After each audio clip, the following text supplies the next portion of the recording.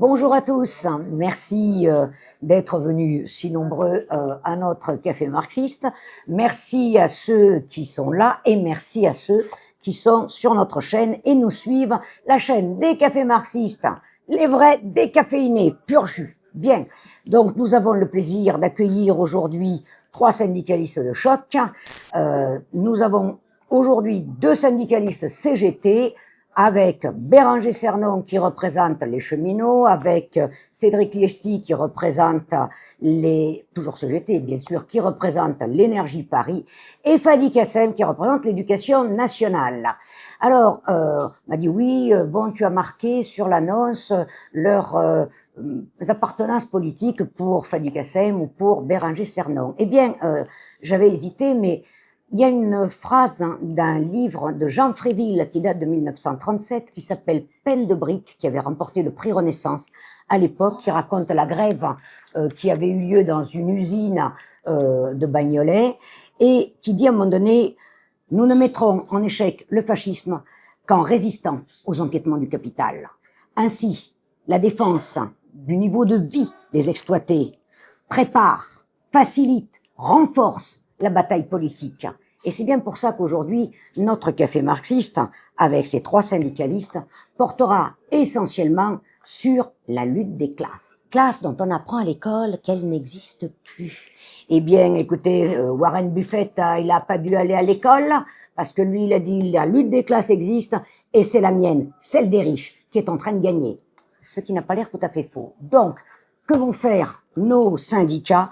Quel avenir pour les luttes syndicales? Quel avenir en commun pour résister aux empiétements du capital et mener la bataille politique?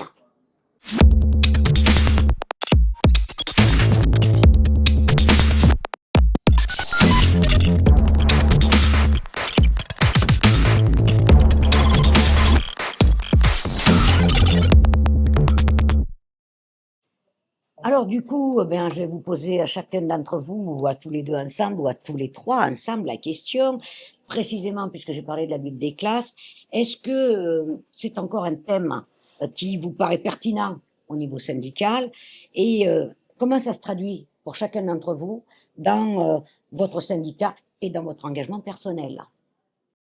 Bon. Je vais répondre en premier. Pour moi, la lutte des classes, elle a toujours existé et aujourd'hui, elle a jamais été aussi présente qu'aujourd'hui en réalité. Je suis passé du côté syndical aujourd'hui au côté parlementaire, politique. Je siège au sein de la France Insoumise et j'ai pu voir au cours des débats, notamment sur le budget évidemment, que oui, la lutte des classes est bel et bien présente dans l'hémicycle et que plus que jamais, on a une bourgeoisie, un bloc bourgeois qui se raidit dès lors qu'il s'agit de participer à l'effort national, dès qu'il s'agit de mettre tout simplement la main au porte-monnaie. Voilà. Et finalement, on nous explique depuis des années et des années que la question de la sécurité sociale, que la question en fait, de tous les services publics, du financement des services publics, eh bien, elle est en difficulté parce que on travaille pas assez, parce que on ne produit pas assez de richesses, parce que.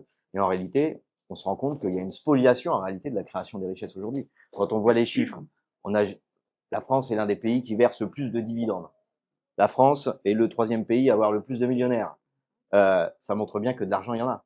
Par contre, quand on en voit la répartition qu'en est faite, c'est absolument catastrophique. Et moi, ce qui m'a marqué, là où j'ai le plus focalisé sur cette question de la lutte des classes, bon, déjà, quand je suis arrivé à l'Assemblée nationale, je l'ai ressenti parce qu'on m'a fait comprendre que j'étais pas de la même classe qu'eux. Voilà. Mais j'imaginais pas qu'elle était aussi marquée. Et ce qui m'a marqué, c'est les discussions, les débats qu'on a pu avoir, notamment autour de la taxe Zuckman. Là, la taxe Zuckman, pour moi, c'est l'explosion vraiment de la lutte des classes. C'est-à-dire que on parle de 1800 personnes, 1800 foyers fiscaux, qui gagnent plus de 100 millions d'euros, qu'on allait taxer à hauteur de 2%. Donc, quand on a 100 millions, t'en taxes 2, je pense que ça devrait aller. Quand on t'explique qu'en plus, l'argent bonifié qu'ils ont tous les ans, il est de plus 7%. Donc là, au lieu d'avoir plus 7, ils vont avoir un peu moins. Et qu'on nous explique qu'on allait les ruiner, qu'on allait les emmener à la catastrophe, qu'ils allaient partir de la France, etc., etc. Oui. Ouais, ça marque profondément les esprits et qu'à côté de ça, on voit le budget de la sécurité sociale qui diminue. On voit là, à partir du 1er mars, le déremboursement de médicaments qui sont vitaux pour des milliers de personnes et des gens donc qui vont pas se soigner. Ouais, ça fait mal au cœur et on se dit ouais, on est vraiment dans la lutte des classes, mais de manière frontale avec le bloc bourgeois. Tout à fait. Cédric? Ouais, bah écoute, Béranger, il a dit l'essentiel, oui. Enfin, je pense que quelqu'un qui vit en forêt, peut-être tout seul, de façon isolée, il peut éventuellement dire que ça n'existe pas. Après, la nier aujourd'hui, enfin, comme il a raison Béranger, elle a toujours existé. La nier aujourd'hui, c'est vraiment, je pense, d'être une malhonnêteté incroyable. La violence qui nous est opposée aujourd'hui, la radicalisation de la bourgeoisie et du capital, qui, bah, effectivement, il y aura bientôt l'anniversaire de 36. Je pense qu'ils ont reproduit ce qu'ils ont fait en 36, hein, le slogan plutôt Hitler que Front populaire, on est en plein dedans en ce moment. Donc ouais, là, on en parlait un peu avant, de toute façon la bourgeoisie la mène, elle sait qu'il y a une lutte des classes. Eux, ils sont en train de la mener, ils sont organisés pour la mener, et c'est les forces, on va dire, dites de gauche aujourd'hui qui, à mon sens, ne sont pas organisées pour faire front et opposer la résistance. Je parle bien de résistance aujourd'hui, qui devrait être le cas. Alors, il y a Béranger à côté, le seul parti aujourd'hui identifié, en tout cas dans la classe politique identifiée. Oui, il y a LFI qui joue son rôle. Voilà, LFI joue son rôle, c'est encore la boussole. Mais au-delà de ça, voilà, on a une violence qui s'exacerbe. Le fascisme étant on va dire le prolongement naturel du capital en temps de crise. Alors moi, c'est ce que je dis, la bonne nouvelle quand même, parce que dans tout ce marasme et cette violence qui nous est opposée, c'est que si le bloc bourgeois il se radicalise, c'est qu'il a peur. Absolument. Et donc s'il a peur, c'est qu'il est en crise. Et s'il est en crise, c'est notre devoir impératif de notre classe à nous de s'organiser et de le faire tomber. Donc, et c'est là où on est très mauvais, j'allais dire globalement aujourd'hui, c'est que en fait, et on l'a vu dans l'épisode récent avec la mort du néo-nazi là, il y a quelques jours, c'est qu'en fait, les forces dites de gauche ont totalement tenté d'isoler LFI. Et puis on a de toute façon une déportation de toute la classe politique vers la droite, voire l'extrême droite, et où le mot aujourd'hui antifasciste devient une insulte dans la bouche du bloc bourgeois. Bon, il l'a toujours pensé, mais maintenant il peut se permettre de le dire. Donc ça veut dire que nous, la riposte, elle doit être immédiate, elle doit être massive, elle doit être coordonnée, et elle doit être de classe surtout, et de masse. Voilà. Merci Cédric. Et dis-moi Fadi, toi qui es donc enseignant et qui sais que dans l'enseignement, ça fait un moment déjà qu'on explique qu'il n'y a plus de classe, comme je le disais tout à l'heure. Enfin, comment ça se passe précisément dans ce cadre-là? Oui, alors tu fais bien de rappeler déjà qu'avant d'être secrétaire national du PRCF, je suis d'abord enseignant, c'est mon métier, et j'enseigne alors j'ai l'avantage d'enseigner d'abord dans les collèges et lycées publics, dans le secondaire public, puisque c'est la base de mon engagement, si j'ose dire. Et puis ça m'arrive en plus de donner des cours, comme c'était le cas aujourd'hui, pour des élèves qui veulent tenter des concours du style Sciences Po Paris, ce genre de choses. Ce qui, rien que ça, déjà permet de voir qu'il existe bien de classes sociales. Parce que vous notez bien que pour ces cours qui sont payants, privés, vous n'allez pas retrouver les élèves que j'ai dans le lycée public général Gambetta à Tourcoing. Je salue d'ailleurs Gérald Darmanin, hein, on s'apprécie bien sur place, vous vous en doutez. Et je dis ça d'ailleurs parce que il suffit d'enseigner dans cet établissement à Tourcoing pour se rendre compte que elle est sous les yeux tous les jours, la lutte des classes. Elle est là tous les jours. Le profil des élèves que j'ai est d'ailleurs assez spectaculaire. Il suffit de voir quel est le profil des parents des élèves que l'on peut consulter lorsqu'on est enseignant et que on va sur un truc qui s'appelle Pronote. Je vous épargne le nombre en pourcentage d'élèves dont les parents sont soit au chômage, soit ouvriers en travaillant à l'usine en faisant les 2-8, les 3-8, tout ce que vous voulez, soit sont dans des situations familiales très difficiles.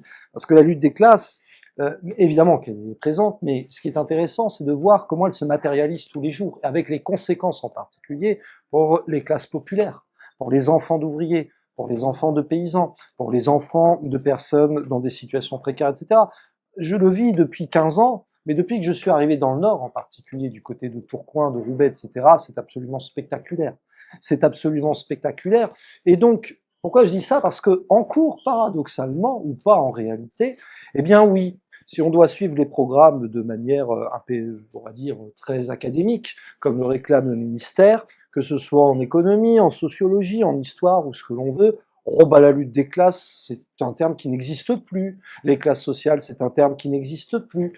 Mais, par contre, quand on en parle, il suffit de prononcer le mot et je vous assure que la lueur dans la plupart des regards des élèves se retrouve. Et pour cause, parce qu'ils savent ce que c'est eux aussi la lutte des classes. Et je rappelle d'ailleurs à ce sujet que l'éducation nationale, c'est quand même le premier gros employeur de France. avec près d'1 million de travailleurs dans différents secteurs, primaires, secondaires, etc. Sans compter, n'oublions jamais ceci, que l'éducation nationale, ce sont aussi les AESH, qui ont vu d'ailleurs le Sénat leur empêcher d'avoir un véritable statut, si vous trouvez encore dans des situations précaires, les fameuses aides pour les élèves en situation de handicap. Ce sont tous ceux qui surveillent et qui sont là pour encadrer aussi les élèves au collège, au lycée, etc. Ce sont les ATSEM, c'est-à-dire les aides territoriales qui sont là pour pouvoir aider les élèves en maternelle, en primaire. Et ben, je vous assure, là encore une fois, là-bas, la lutte des classes, elle se matérialise très concrètement. En revanche, le problème, c'est ce qu'on disait, c'est de mettre les mots sur les choses. Et là, nous sommes là, en tant que syndicalistes, et à travers notre engagement en dehors politique, comme le disait par exemple Béranger dans son cas, pour mettre les mots sur les choses et pour mener ce combat. Ouais, juste pour rebondir là-dessus, c'est hyper important, et Cédric et Fadi l'ont très bien dit, il doit y avoir une prise de conscience de la classe à laquelle on appartient. Absolument. Tout a été fait, en fait, depuis des années, par le capital, par les entreprises, en fait, pour effacer justement cette notion de classe ouvrière. Et c'est vrai que dans l'imaginaire, parce qu'on l'a pas appris à l'école, parce qu'on a fait en sorte de l'effacer finalement, dans l'imaginaire, la classe ouvrière, c'est ceux qui vont à l'usine et qui travaillent à l'usine. Sauf que la classe ouvrière, elle est bien plus large que ça. Évidemment qu'elle a évolué, qu'elle a changé. Par exemple, les livreurs Uber, enfin, aussi bien de nourriture que de taxi, bref, tous ceux qui bossent finalement, tous ceux qui sont soumis au capital. Et puis, on a donné aussi des responsabilités, des petites responsabilités, très petites, hein, mais où on a fait comprendre que finalement, bah, tu faisais partie de l'encadrement. Donc, tu avais un devoir de loyauté. Et là aussi, à travers ça, on a effacé la classe à laquelle on appartenait. Et malheureusement, ça a fonctionné. Mais c'est vrai que dès lors qu'on commence à mettre des mots sur ce qui se passe, dès lors qu'on commence à faire prendre conscience de ce qu'est la lutte des classes, eh bien, tout de suite, la personne, elle se dit, ouais, je suis pas du même côté, quoi. Et moi, ce que je dis, hein, dans une barricade, il y a que deux côtés, hein. Il y a le bon, il y a le mauvais, hein. Donc, ça peut paraître très simple, mais en attendant, c'est une réalité et c'est comme ça que ça se passe. Voilà. Merci. D'ailleurs, pour compléter ce que dit Béranger dans les entreprises, la novlangue patronale qui cherche effectivement à faire croire la grande illusion qu'il n'y a plus de classe, moi qui suis d'un service public nationalisé issu du CNR, les industries électriques et gazières, aujourd'hui, la novlangue taulier, c'est de plus appeler les collègues des agents, mais des collaborateurs. On collabore. Et pour collaborer, encore faut-il être sur un projet commun. Je vois pas ce qu'on a de commun avec eux. Et donc, forcément, nous, on réaffirme le fait de simplement réaffirmer qu'on est agent et qu'on n'est pas collaborateur. Déjà, ça les perturbe grandement. Donc, c'est effectivement remettre les bons mots au bon endroit et effectivement avoir bien les idées en place sur ce qui se passe, quoi. Voilà. Oui, c'est un petit peu comme les auto-entrepreneurs qui rament comme des malades, qui sont payés à 90 jours, qui n'arrivent pas à clôturer leur mois, mais à qui on fait croire qu'ils n'appartiennent pas au prolétariat parce que précisément ils sont auto-entrepreneurs, quoi, les pauvres malheureux, et j'en connais. Voilà, dites-moi, pour revenir 2 secondes, parce que, enfin, voilà, Fadi et moi, on est historiens quand même. Il y a 90 ans, en mars 1936, la CGT et la CGTU se réunifiaient et ont contribué, et ô combien largement, à la victoire du Front populaire. Et aujourd'hui, 90 ans plus tard, avec tout ce qu'on vient de vivre, de passer, etc., les grèves à saute-mouton, est-ce que l'union syndicale est une solution aujourd'hui pour mener le combat et dans quelles conditions? Oui et non. Enfin, c'est une question qui est complexe parce que l'union syndicale, avec qui, avec Oui. quoi et surtout sur quoi? Pourquoi? Voilà. Parce qu'aujourd'hui, on voit bien quand même qu'il y a certains syndicats qui s'accommodent, voilà, on va dire clairement, du Absolument. capitalisme et finalement n'ont pas de vision politique, n'ont pas de vision à long terme et finalement vont négocier, en tout cas essayer de tenter de négocier parce que franchement, à un instant T finalement et non pas sur un projet voilà, à long terme, sur un projet de société, on va se limiter à un temps très court et puis surtout, faut pas faire de politique, voilà. Faut surtout pas parler de politique et là aussi ça pose question. Mais ça pose question sur, l'union avec les autres syndicats, mais ça pose aussi question sur, la la l'union même de la CGT. On l'a vu au dernier congrès où ça a tangué quand même assez fort, Oui. où, il y avait des divisions assez fortes, assez marquées et bien sûr que dans la période, plus que jamais, on a besoin de se serrer les coudes. Mais pour se serrer les coudes, il faut avoir un projet commun, il faut avoir des idées communes et il faut les porter, il faut les défendre et puis surtout, il faut les assumer. Il y a un moment, eh ben, quand il y a un affrontement avec le patronat, il y a un affrontement avec le patronat. Et s'il faut aller au clash, eh ben, il faut aller au clash. Alors c'est sûr, c'est compliqué parce que le patronat, le capitalisme, il a mis tout un tas de choses en œuvre pour limiter justement l'impact des grèves. Voilà, par exemple, moi, ancien cheminot, eh bien, on avait ce qu'on appelait les D2I, donc il fallait se déclarer à l'avance, et puis pachin, et puis patacouffin. Après, il y a aussi la question qu'aujourd'hui, tout le monde, ou quasiment tout le monde en tout cas, a des crédits sur le dos, donc forcément, faire grève, ça coûte de l'argent, contrairement à ce qu'on nous explique dans les médias. Donc forcément, eux, la seule chose qu'ils vont essayer de faire, c'est de faire pourrir le mouvement, et puis finalement de faire en sorte que les gens prennent le boulot parce qu'ils aient plus d'argent, et puis qu'il y a bien un moment où faut bouffer. Hein, on va se dire clairement les choses. Mais c'est sûr que plus que jamais aujourd'hui, ouais, on a besoin d'une ligne claire, mais il faut aussi avoir le courage de la dire, voilà, de la porter. Et je pense que les syndicats, comme la CGT notamment, qui est un syndicat de classe, qui est un syndicat de masse, qui est un syndicat, voilà, qui fait de la politique aussi. Moi, je pense pas que ce soit un gros mot. Eh bien, il faut plus que jamais l'affirmer. Et je pense que c'est comme ça aussi que les gens reprendront confiance aussi dans le syndicalisme, parce qu'on le voit aujourd'hui dans les entreprises, il y a quand même une défiance envers le syndicalisme qui fait froid dans le dos. Enfin, quand on regarde le résultat aux élections professionnelles, je ne parle même pas de quels sont les résultats de tel ou tel syndicat, mais quand on voit le taux de participation, ça fait peur, parce que le syndicalisme a toujours été un contre-pouvoir aux politiques, mais aussi au patronat. Et aujourd'hui, peser face à ça, c'est compliqué, parce que le patronat, il a les cordons de la bourse, quoi. Donc ouais, c'est un enjeu crucial, c'est un enjeu central aussi dans la période. Et il faut que le syndicat voilà, redevienne ce pourquoi il a été créé, ce pourquoi on a eu tant confiance en lui par le passé. C'est parce que justement, il était capable de taper du poing sur la table et d'avoir une ligne claire, quoi. C'est ce que disait Krasuki, hein, la répression sociale ne se négocie pas, elle se combat. Voilà. Voilà. Alors, nous, à Énergie Paris, CGT, on a une position très ferme là-dessus. Non. La réponse est non sur l'union syndicale, parce que je vais être très clair, il suffit simplement de regarder le bilan. La CGT opérait puisque c'est mon syndicat, opérait quand même un virage dans les années 90 et en adoptant la ligne du syndicalisme rassemblé, c'est-à-dire effectivement être au préalable. En fait, on fait un préalable d'être avec les autres. C'est le préalable. Ben non, c'est pas le préalable. Le préalable, c'est le fond politique de ce qu'on va porter.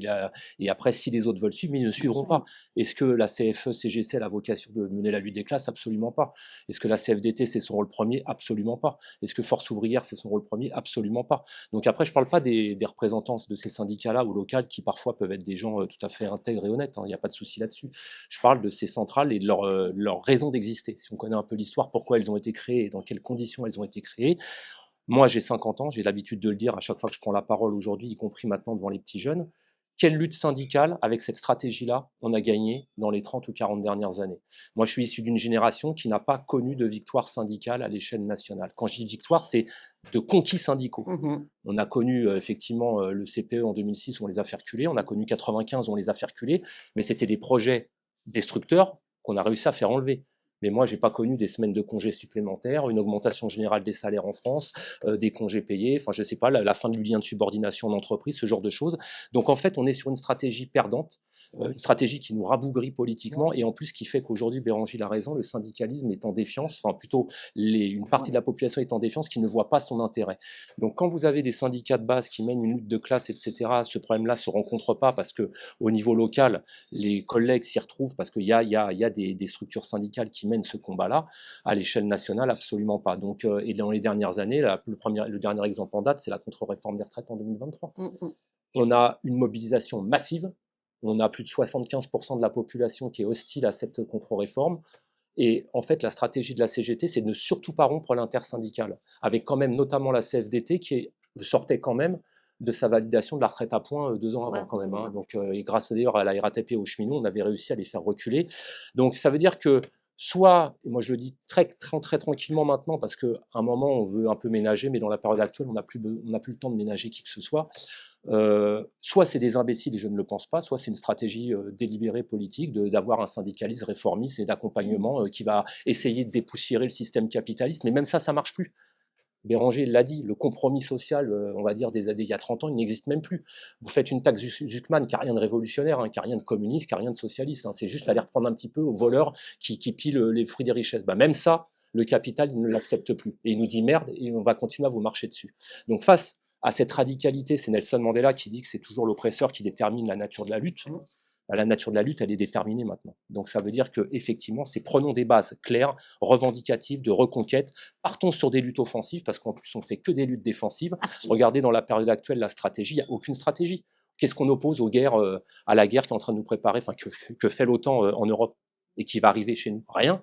Qu'est-ce qu'on fait par rapport à ce qui se passe au Proche, au Moyen-Orient, avec le massacre en Palestine, la colonisation, et ce qui va nous arriver sur le coin de la gueule? Rien. Donc en fait, on est en Cuba, réaction. rien. Cuba, rien. Venezuela, rien. Ou en tout cas, symboliquement, des petites réactions. Mais le capital, il avance, il est en train de le faire. Donc la vraie question, c'est on a un chien qui nous attaque, on sait qu'il va nous mordre, et à chaque fois on attend qu'il nous morde pour essayer de réagir dans des stratégies complètement bidons, dans une intersyndicale qui ne voudra jamais aller à la reconquête sociale et au progrès social et au changement radical de société, qui est pourtant inscrit à la transformation de la société dans notre charte d'Amiens, nous à la CGT. Je ne suis pas sûr que la CFE elle ait une charte qui demande la transformation de la société capitaliste. Donc voilà, donc, je pense qu'il faut aller sur des grèves offensives. Maintenant on a un besoin, Fadil le disait, il y a trop de misère, trop de désespérance, trop de familles de notre classe sociale qui sont laissées sur le bord du chemin, qui sont écrasées sous les soucis, et qui malheureusement pour une partie d'entre elles se tournent vers l'extrême droite parce que complètement perdues, sans aucun repère idéologique, avec des partis et des syndicats au niveau national qui ont abandonné leur rôle premier et de montrer ce que c'est que le chemin d'une lutte de classe. Voilà. Donc je pense qu'il faut être absolument ferme là-dessus, et en tout cas c'est de dire quel est notre objectif politique, définir un objectif pour définir une stratégie et aller sur cette stratégie-là. Que les autres, après, par opportunisme, pas y suivent, tant mieux, ou pas, on s'en fout, mais aller sur la stratégie de classe et de masse, et là, on y arrivera et on va aller à la reconquête comme ça. Il y a comme ça qu'on y arrivera. Je pense, Fanny, que tu ne trouveras rien à redire Non, non, ben, c'est bien. puisque c'est notre... voilà. Mais là, puisque le mot d'intersyndical a été prononcé, moi, ça me fait penser à la formule de Maurice Thorez, qui disait « l'union seulement en haut, jamais. L'union seulement en bas, toujours. L'union en haut et en bas, autant que possible. » Absolument.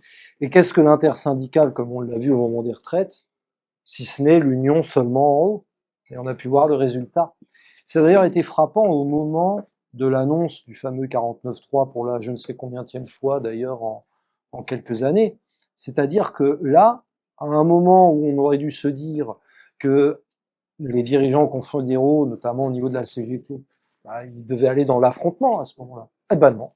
Eh ben non, on continue à faire des journées saut-Pluton, on continue à faire des... Alors là, d'ailleurs, par parenthèse, nous sommes le 25 février 2026. Je ne sais même plus quand a eu lieu la dernière grande mobilisation nationale. Bon, on ne sait même plus. Donc on voit bien qu'en fait, l'union pour l'union syndicale, comme ça a été très bien dit, ça ne peut pas fonctionner. Et ça ne peut pas fonctionner parce qu'il faut déjà se mettre d'accord sur les objectifs qui sont déterminés pour pouvoir finalement espérer une victoire. Quand il y a eu la réunification de la CGT et de la CGTU, il y avait une pression à la base déjà. Et une pression sur des bases qui étaient très antifascistes. Je ne suis malheureusement pas certain qu'à tous les niveaux confédéraux des syndicats qui existent, de tous les syndicats qui existent, il y ait cette fibre antifasciste. Je demande à voir. Il y avait aussi, il faut jamais oublier que ce n'était pas qu'un antifascisme. Il y avait un slogan qui était pain, paix, liberté. D'ailleurs, ça faisait un petit peu peur puisque ça rappelait le pain péter des bolcheviks. Donc forcément, ça faisait un petit peu peur. Mais autrement dit, il y avait quand même un programme derrière offensif. On parlait justement d'être offensif et pas seulement sur la défensive. C'est ça qui inquiétait. Et d'ailleurs, lorsque la réunification s'est faite, peut-être que c'était le fameux Léon Jouot, qui est un habitué d'ailleurs en trahison en tout genre, qui se retrouvait à la tête de la CGT. Mais dans les faits, ce n'est pas lui qui était l'homme fort de la CGT. C'était Benoît Frachon. Benoît Frachon qui, en tant que membre en plus du PCF, à l'époque, du Parti communiste, portait la lutte des classes. Parce que c'était justement un travailleur aussi, un syndicaliste, qui avait parfaitement compris que c'était comme ça qu'on pouvait mobiliser la classe ouvrière à l'époque pour espérer mener le combat et aller vers la victoire, vers le Front populaire. Et puis d'ailleurs, ça s'est tout de suite ressenti comment? En n'oubliant pas, on parlait de victoire, de conquis, etc., de conquête. Mais lorsqu'il y a eu les 2 premières semaines de congés payés, lorsqu'il y a eu toutes les conventions collectives, etc., c'est ce que je dis toujours aux élèves, qui d'ailleurs tombent des nues quand on leur explique comment il faut faire pour obtenir 2 semaines de congés payés dans le pays. C'est pas en allant défiler tranquillement une fois par mois, non, c'est en menant une grande grève massive et paralysante pendant plusieurs semaines. 5 millions de grévistes pendant 5 semaines en France. Et contrairement à ce qu'on croit, la solidarité peut s'organiser dans ces cas-là parce qu'il existe des relais. Il peut exister des relais, alors évidemment, ça pourra d'ailleurs faire un point avec les municipales, puisqu'il y a les élections municipales qui arrivent. À l'époque, lorsqu'il y avait des municipalités communistes fortes, bien tenues par un vrai parti communiste, eh bien, il y avait l'occasion de mobiliser la solidarité en faveur, justement, de ces grévistes, etc., et de ces travailleurs qui se mobilisaient. Avec, comme par hasard, blocage de l'outil de travail. Ça avait de quoi faire peur, soit dit en passant, au patronat. Mais il est évident qu'aujourd'hui, tout ce que je viens de dire, regardons syndicalement, déjà au niveau des confédérations, qui peut tenir un tel discours. Parce qu'en bas, pour le coup, ce qu'on appelle en bas, dans les unions locales, dans les unions départementales, on pourra toujours trouver, effectivement, à un moment ou à un autre, des camarades travailleurs syndicalistes qui ont un bon positionnement. Je prends un exemple, et malheureusement il ne pouvait pas être là aujourd'hui, mais l'élection de Mathieu Bolreda, qui est le secrétaire de la CGT cheminot de Versailles-Chantier, que nous connaissons bien depuis d'ailleurs plusieurs années, à la tête de l'Union départementale des Yvelines, c'est une bonne nouvelle. Ça permet de faire avancer. Mais malheureusement, il est vrai que nous avons aussi besoin de rompre avec une illusion, comme ça a été très très bien dit, à savoir que l'union syndicale en haut, par le biais de ce qui s'appelle l'intersyndicale, eh bien c'est une fumisterie. Et d'autant plus que se pose un autre problème, et je terminerai là-dessus, c'est que on parlait du privé et du public.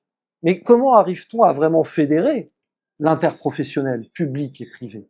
Et c'est là où on en parlera peut-être après sur la stratégie adoptée plus tard. Mais il est évident que malheureusement, les grandes grèves, quand elles sont menées, il y en a de moins en moins, eh bien elles scindent beaucoup trop le privé et le public. Et même dans le public. Honnêtement, pourquoi l'éducation nationale ferait des grèves, comme ça arrive de temps en temps, spécifiques et qui sont distinctes de toutes les autres? Mais dans quel intérêt? Mais personne ne suivra. Les enseignants les premiers, en réalité.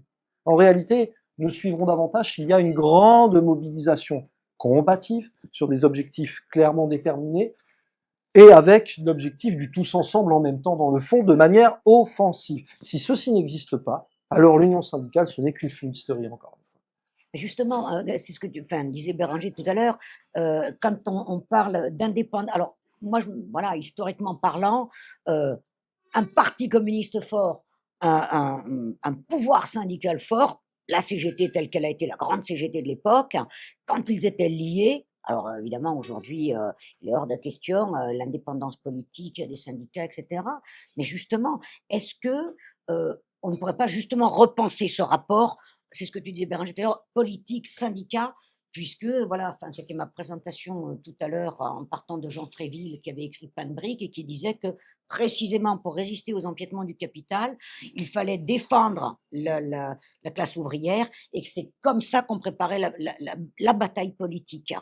Bien sûr, enfin, moi en tout cas, c'est comme ça que j'ai construit aussi mon engagement en politique. Pour moi, c'était un prolongement finalement de l'engagement syndical que j'avais pu avoir. Et c'est vrai qu'aujourd'hui, on entend beaucoup la charte d'Amiens. Alors ça, c'est l'excuse à peu près à absolument tout. Voilà, charte d'Amiens, charte d'Amiens, charte d'Amiens. En gros, on met des murs entre tout le monde, personne ne se parle, chacun fait son truc dans son coin. Et puis surtout, faut pas se mélanger parce que des fois qu'on aurait une même idée et puis qu'on tirerait tous dans le même sens, ce serait quand même con. Donc bah, voilà, et bien évidemment que le lien entre politique et entre syndicats, il est tenu.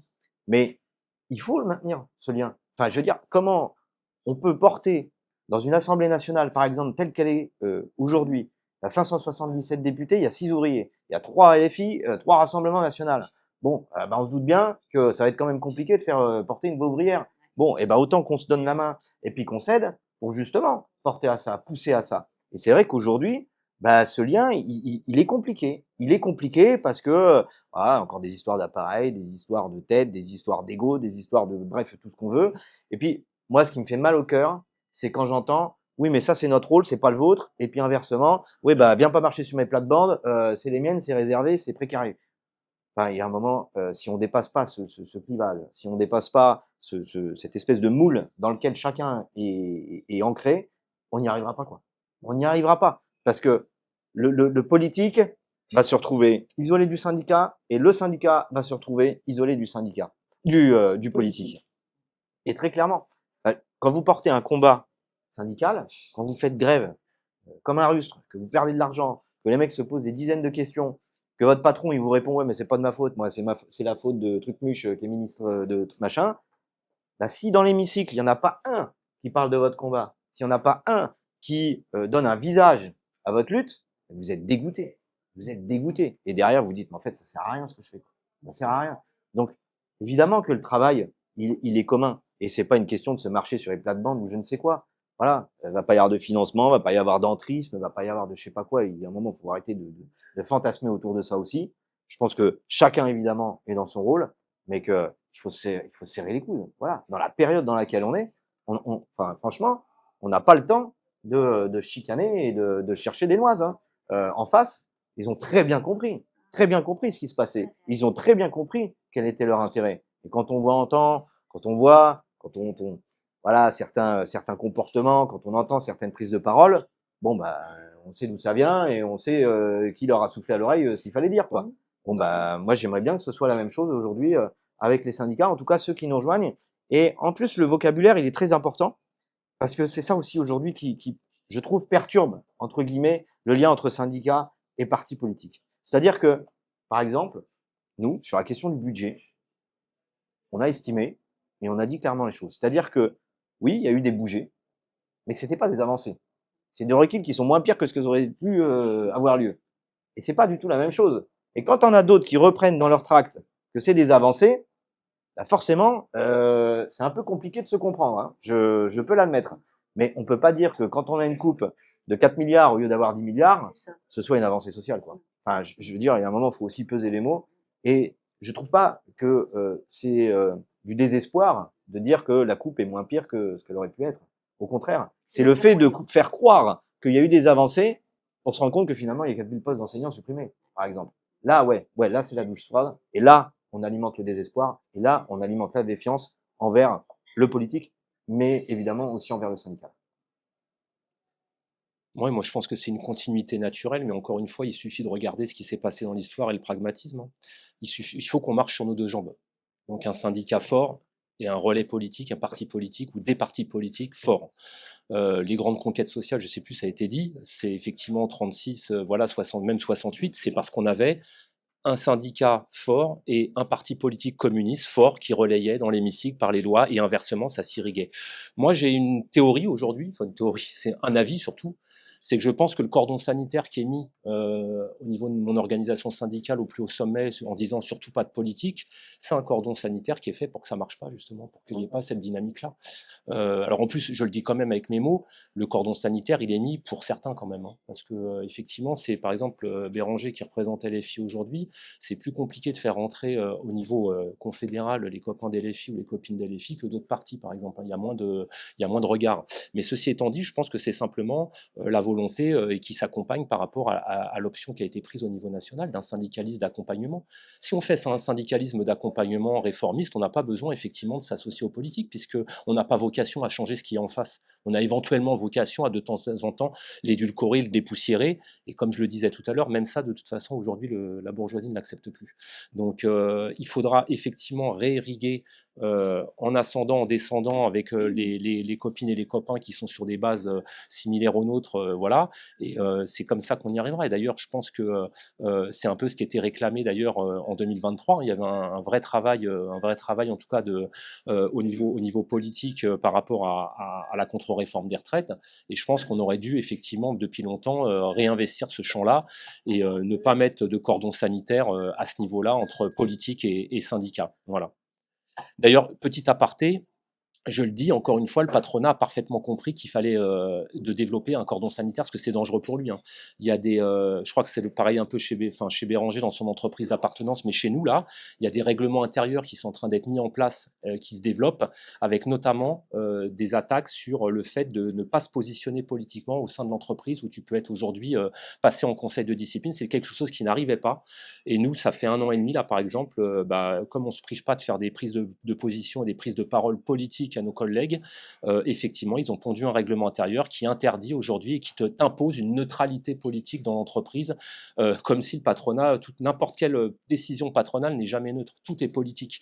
Donc eux, ils mettent les armes de leur côté, ils veulent que les adversaires historiques, en tout cas ceux qui peuvent être perçus comme adversaires, abandonnent ce champ-là. Surtout pas, surtout pas. Voilà. Donc, J'en profite pour faire passer voilà. le rafraîchissement. Merci Valie. Donc vous n'êtes pas comme ce représentant syndical allemand qui en 1930 disait qu'il était comme un médecin au chevet du capitalisme.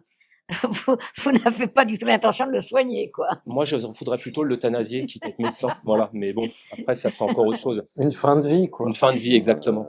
La question la lutte contre le capital, la lutte contre le capitalisme, enfin, c'est notre essence même. C'est pas parce qu'on a envie de conflictualiser, comme on entend, ou qu'on a envie de tout bordéliser, ou je ne sais quoi.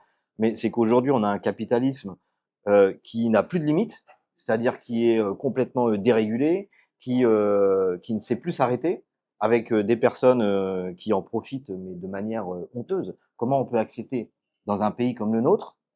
Alors souvent, on dit pays des droits de l'homme. Bon, c'est surtout qu'en fait, on a été porteur des droits de l'homme. Enfin bon, après, on s'en a un peu arrêté à ça. Hein. Mais comment on peut accepter que dans un pays où des enfants meurent de froid parce qu'ils dorment dans la rue, comment on peut accepter que des familles meurent de faim? Comment on peut accepter, bref, tout un tas de choses qui sont absolument déshumaines, et avoir un mec comme Bernard Arnault Qui s'achète un à yacht. 250 milliards ou je ne sais combien, et qui t'explique que hop hop hop, pas touche Frisbee, hein, si jamais tu me prends des billets, moi je me tire. Mais moi, enfin, on assume, hein. Il faut que je puisse me payer un yacht. Voilà, nous on assume. Bah écoute, tu veux partir, tu pars. Mais par contre, tu vas pas partir avec la caisse, mon gars. Ah, voilà. Parce que ceux qui créent les richesses, c'est les salariés. Moi, quand j'entends des gens qui me disent, ouais, mais quand même, créer des emplois, tu comprends, ils leur donnent à manger, hein. Enfin, c'est une inversion là aussi complète, finalement, de qui fait quoi. Enfin, je veux dire, Bernard Arnault sans salarié, il est rien. On Absolument. peut nous dire ce qu'on veut, il est rien. Un actionnaire, ça ne sert à rien. Enfin, je veux dire, c'est une réalité. On peut dire ce qu'on veut, on peut m'apporter tous les arguments qu'on veut, on en arrivera, et je pense même avec un capitaliste, à se dire qu'un actionnaire, hormis mettre de la thune sur la table et espérer que ça en fasse encore plus, il ne produit rien, il ne crée rien. Voilà, si ce n'est du désespoir. Mais c'est à peu près tout ce qu'il fait. Par contre, un salarié, lui, il crée de la richesse. Lui, c'est la vraie richesse de l'entreprise. Et quand les gens, sincèrement, ils auront pris conscience de ça, eh bien, je pense que la table sera renversée et qu'on pourra arrêter de parler de Ce qui fait de capitalisme. l'expression, le partage des richesses, ça paraît. Enfin, il n'y a pas à partager. Elles sont pas à eux, puis c'est tout. Elles sont à ceux qui Allez, les produisent. on veut bien leur laisser un peu, qu'ils ne soient pas dans la misère. Mais ça, c'est exactement ce qui est porté aujourd'hui. Quand on dit il faut partager, effectivement, encore, si on partage, c'est qu'on estime qu'il y en a qui sont légitimes. Bien sûr, Quelle voilà. légitimité ils ont? Il y a eu la tempête, là, effectivement, avec les inondations. Donc, nous, on a déclenché, c'est les miens, c'est mes collègues, qui sont en train de remettre l'électricité dans toute la région de la Gironde. Vous avez vu un actionnaire en haut des poteaux? Vous avez vu un actionnaire qui va remettre jamais? Donc, à part piller les entreprises, donc il faut appeler un chat, ces gens-là sont des parasites. Ce sont des parasites. Et moi, nous, on estime qu'il n'y a aucun partage à avoir avec ces gens-là. Le partage, par exemple, dans une entreprise publique comme la mienne, il a à se faire entre l'usager et les agents. Agents, usagers, point barre. Le binôme, il doit être là. Et j'ajouterais une chose, d'un point de vue, je vais dire, politique. La CGT, actuellement, par exemple, au niveau confédéral, fait énormément de publications contre le fascisme et les idées d'extrême droite. Ce qui, en soi, pour le coup, OK.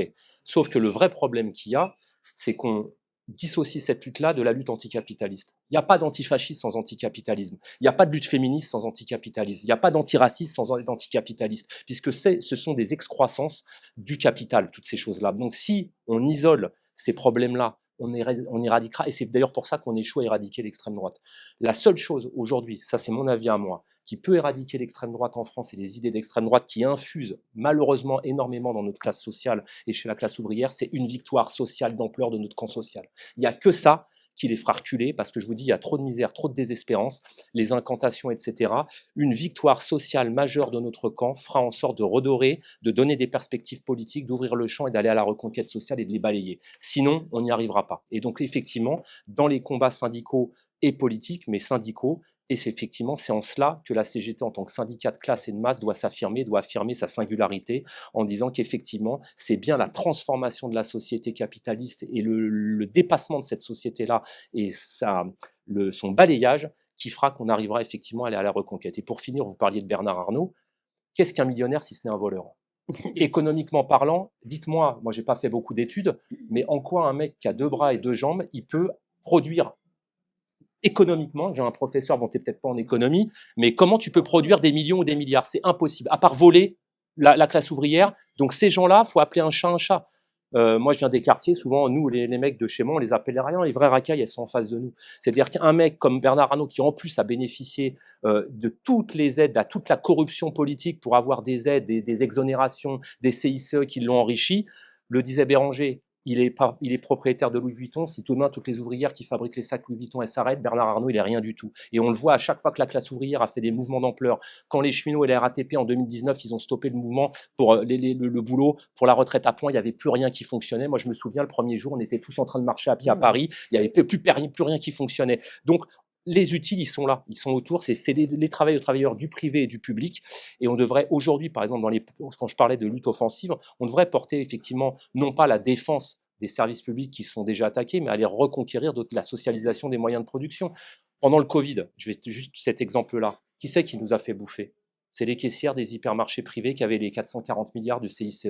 Si à ce moment-là, on avait dit, regardez, ils sont essentiels, la nourriture, c'est un bien fondamental, aujourd'hui, c'est le premier budget que la classe ouvrière fait l'impasse dessus. Moi, j'ai vu une étude chez moi, dans les IEG, Industrie électrique et gazière, le grand EDF-GDF, on a 3 agents sur 10 qui loupent un repas par jour aujourd'hui. Donc ça veut dire que demain, effectivement, la nourriture, l'alimentation, la chaîne alimentaire aujourd'hui, le domaine alimentaire économique, ça doit être un service public et on devrait se battre, on devrait porter des combats comme ça au niveau avec les copains du commerce, la CGT et les partis politiques. Et là, on va redonner du champ. Il y a matière, en plus, il y a une volonté, il y a une envie de notre classe sociale, de la population d'aller vers ça. Simplement, il n'y a pas d'offre politique ou d'offre syndicale au jeu à grande échelle qui propose ces perspectives-là. Et c'est pour ça qu'on est en train de se rabougrir et que la bataille, parce que le capital, il est en train de perdre. Simplement, maintenant, l'échéance actuelle, c'est de savoir de quel côté du mur la pierre elle va tomber. Soit du côté du fascisme, soit du côté effectivement d'une force progressiste, révolutionnaire, d'émancipation, etc. Pour l'instant, la pierre elle est en train de basculer de l'autre côté. C'est à nous d'aller la remettre du bon côté par ces luttes-là et par cette organisation-là. Ah, beaucoup de choses ont été dites, mais il faut quand même rappeler juste 2-3 éléments complémentaires. Tout est politique. Je veux dire, le simple fait de contester le mot politique est absurde. Tout est politique. Tout n'est que affaire publique. Donc, qu'un syndicat dit « je ne suis pas politique, on ne fait pas de politique », c'est d'une absurdité sans nom. C'est exactement comme d'ailleurs quand vous avez des maires qui disent « ah, mais moi je suis apolitique, je fais pas de politique ». Ah bon? Alors pourquoi tu es à la tête d'une commune? Pour faire quoi? Explique-nous ce que tu fais là. C'est la première chose. La deuxième aussi, c'est que il est assez marrant d'entendre effectivement parler d'indépendance syndicale parce que parfois, parce que l'indépendance syndicale, la première indépendance, elle doit reposer sur l'argent. Or, il se peut qu'il y ait des contributions financières extérieures. J'ai pas besoin de rappeler comment Force ouvrière a été créée en 1947. Absolument. Et disant cela, je ne vise pas les syndicalistes qui sont aujourd'hui à FO, parce qu'il y a effectivement des bons camarades qui sont syndicalistes chez FO. Simplement, comment peut-on parler d'une indépendance syndicale que déjà on ne maîtrise pas le nerf de la guerre qui est l'argent, et qui est aussi un enjeu politique, puisque tu parlais de cela à l'instant. Donc, il y a aussi ce problème-là. Et j'ajoute que si on parle d'indépendance syndicale, il faut que ce soit l'indépendance syndicale par rapport aux forces ennemies, aux forces capitalistes, aux forces du patronat, pas par rapport à la classe ouvrière, et pas par rapport, et quand je dis la classe ouvrière, j'élargis, je parle de manière plus générale du prolétariat, hein, un autre gros mot, faut pas l'utiliser. C'est pas seulement la classe ouvrière toute seule au sens ouvrier, voilà, ce sont les employés, les salariés, les travailleurs de la terre, les agriculteurs, les paysans plutôt, il faudrait dire. Mais il se trouve que la semaine dernière, j'ai rencontré un paysan maraîcher, puisqu'il y a la mobilisation de toute la paysannerie contre la loi du plomb, qui est en train de souiller les terres avec les pesticides, etc., qui est en train de démanteler à grande échelle donc les conditions de vie de tous les paysans qui justement cherchent à vivre de leurs fruits de leur travail, parce que c'est ça finalement la logique des travailleurs. Mais pourquoi je dis tout ça? Parce qu'en fait, si on prend sur le plan historique ce qui a été dit, il y a bien sûr la charte d'Amiens, qui parle de cette fameuse indépendance, etc. Et puis il y a d'autres éléments. Moi, j'invite tous les auditeurs à consulter les 21 conditions de l'internationale communiste de mars 1919, et plus précisément les conditions numéro 9 et 10, où il est très clairement dit qu'il est hors de question de s'entendre avec des syndicats jaunes, c'était ceux d'Amsterdam, etc., et où il est clairement dit, où le mot d'ordre est donné, qu'il faut qu'il y ait des noyaux communistes à l'intérieur des syndicats. Bien sûr, en respectant la diversité, etc., mais pour avancer vers une ligne directrice. Quand Béranger parlait tout à l'heure de « il se peut qu'on ait à un moment donné tous la même idée, quand bien même on ne serait pas forcément des… » Eh ben et alors? Si tant est que ce soit une idée portée en plus par un parti politique qui va dans le bon sens, celui de la lutte des classes, il est où le problème?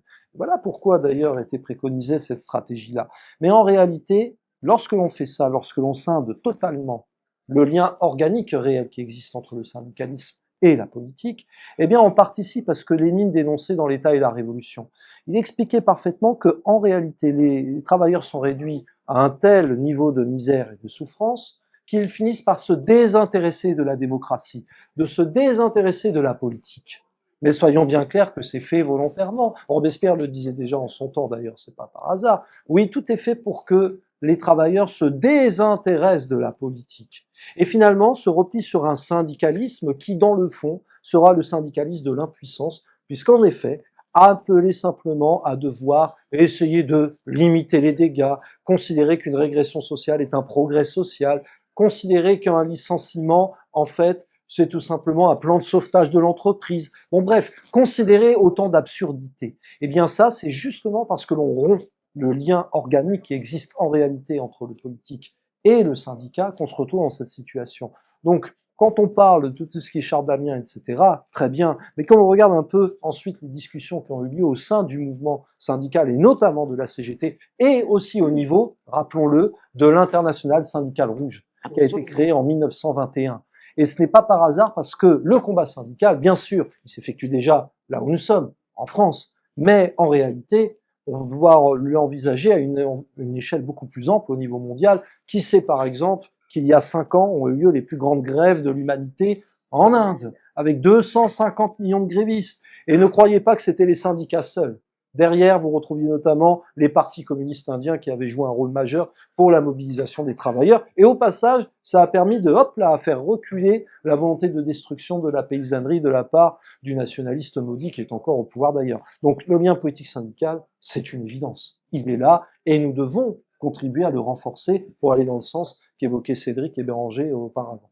Et juste pour rajouter un truc, parce que enfin, c'est ce qu'on fait un peu là, et je trouve que c'est essentiel et qu'il faudrait finalement pouvoir le faire partout, c'est l'éducation populaire. L'éducation populaire, elle est primordiale, elle est centrale finalement dans le projet de société qu'on porte et dans le changement qu'on veut faire. Parce qu'aujourd'hui, enfin, moi je vois, je n'ai jamais appris autre chose que le capitalisme.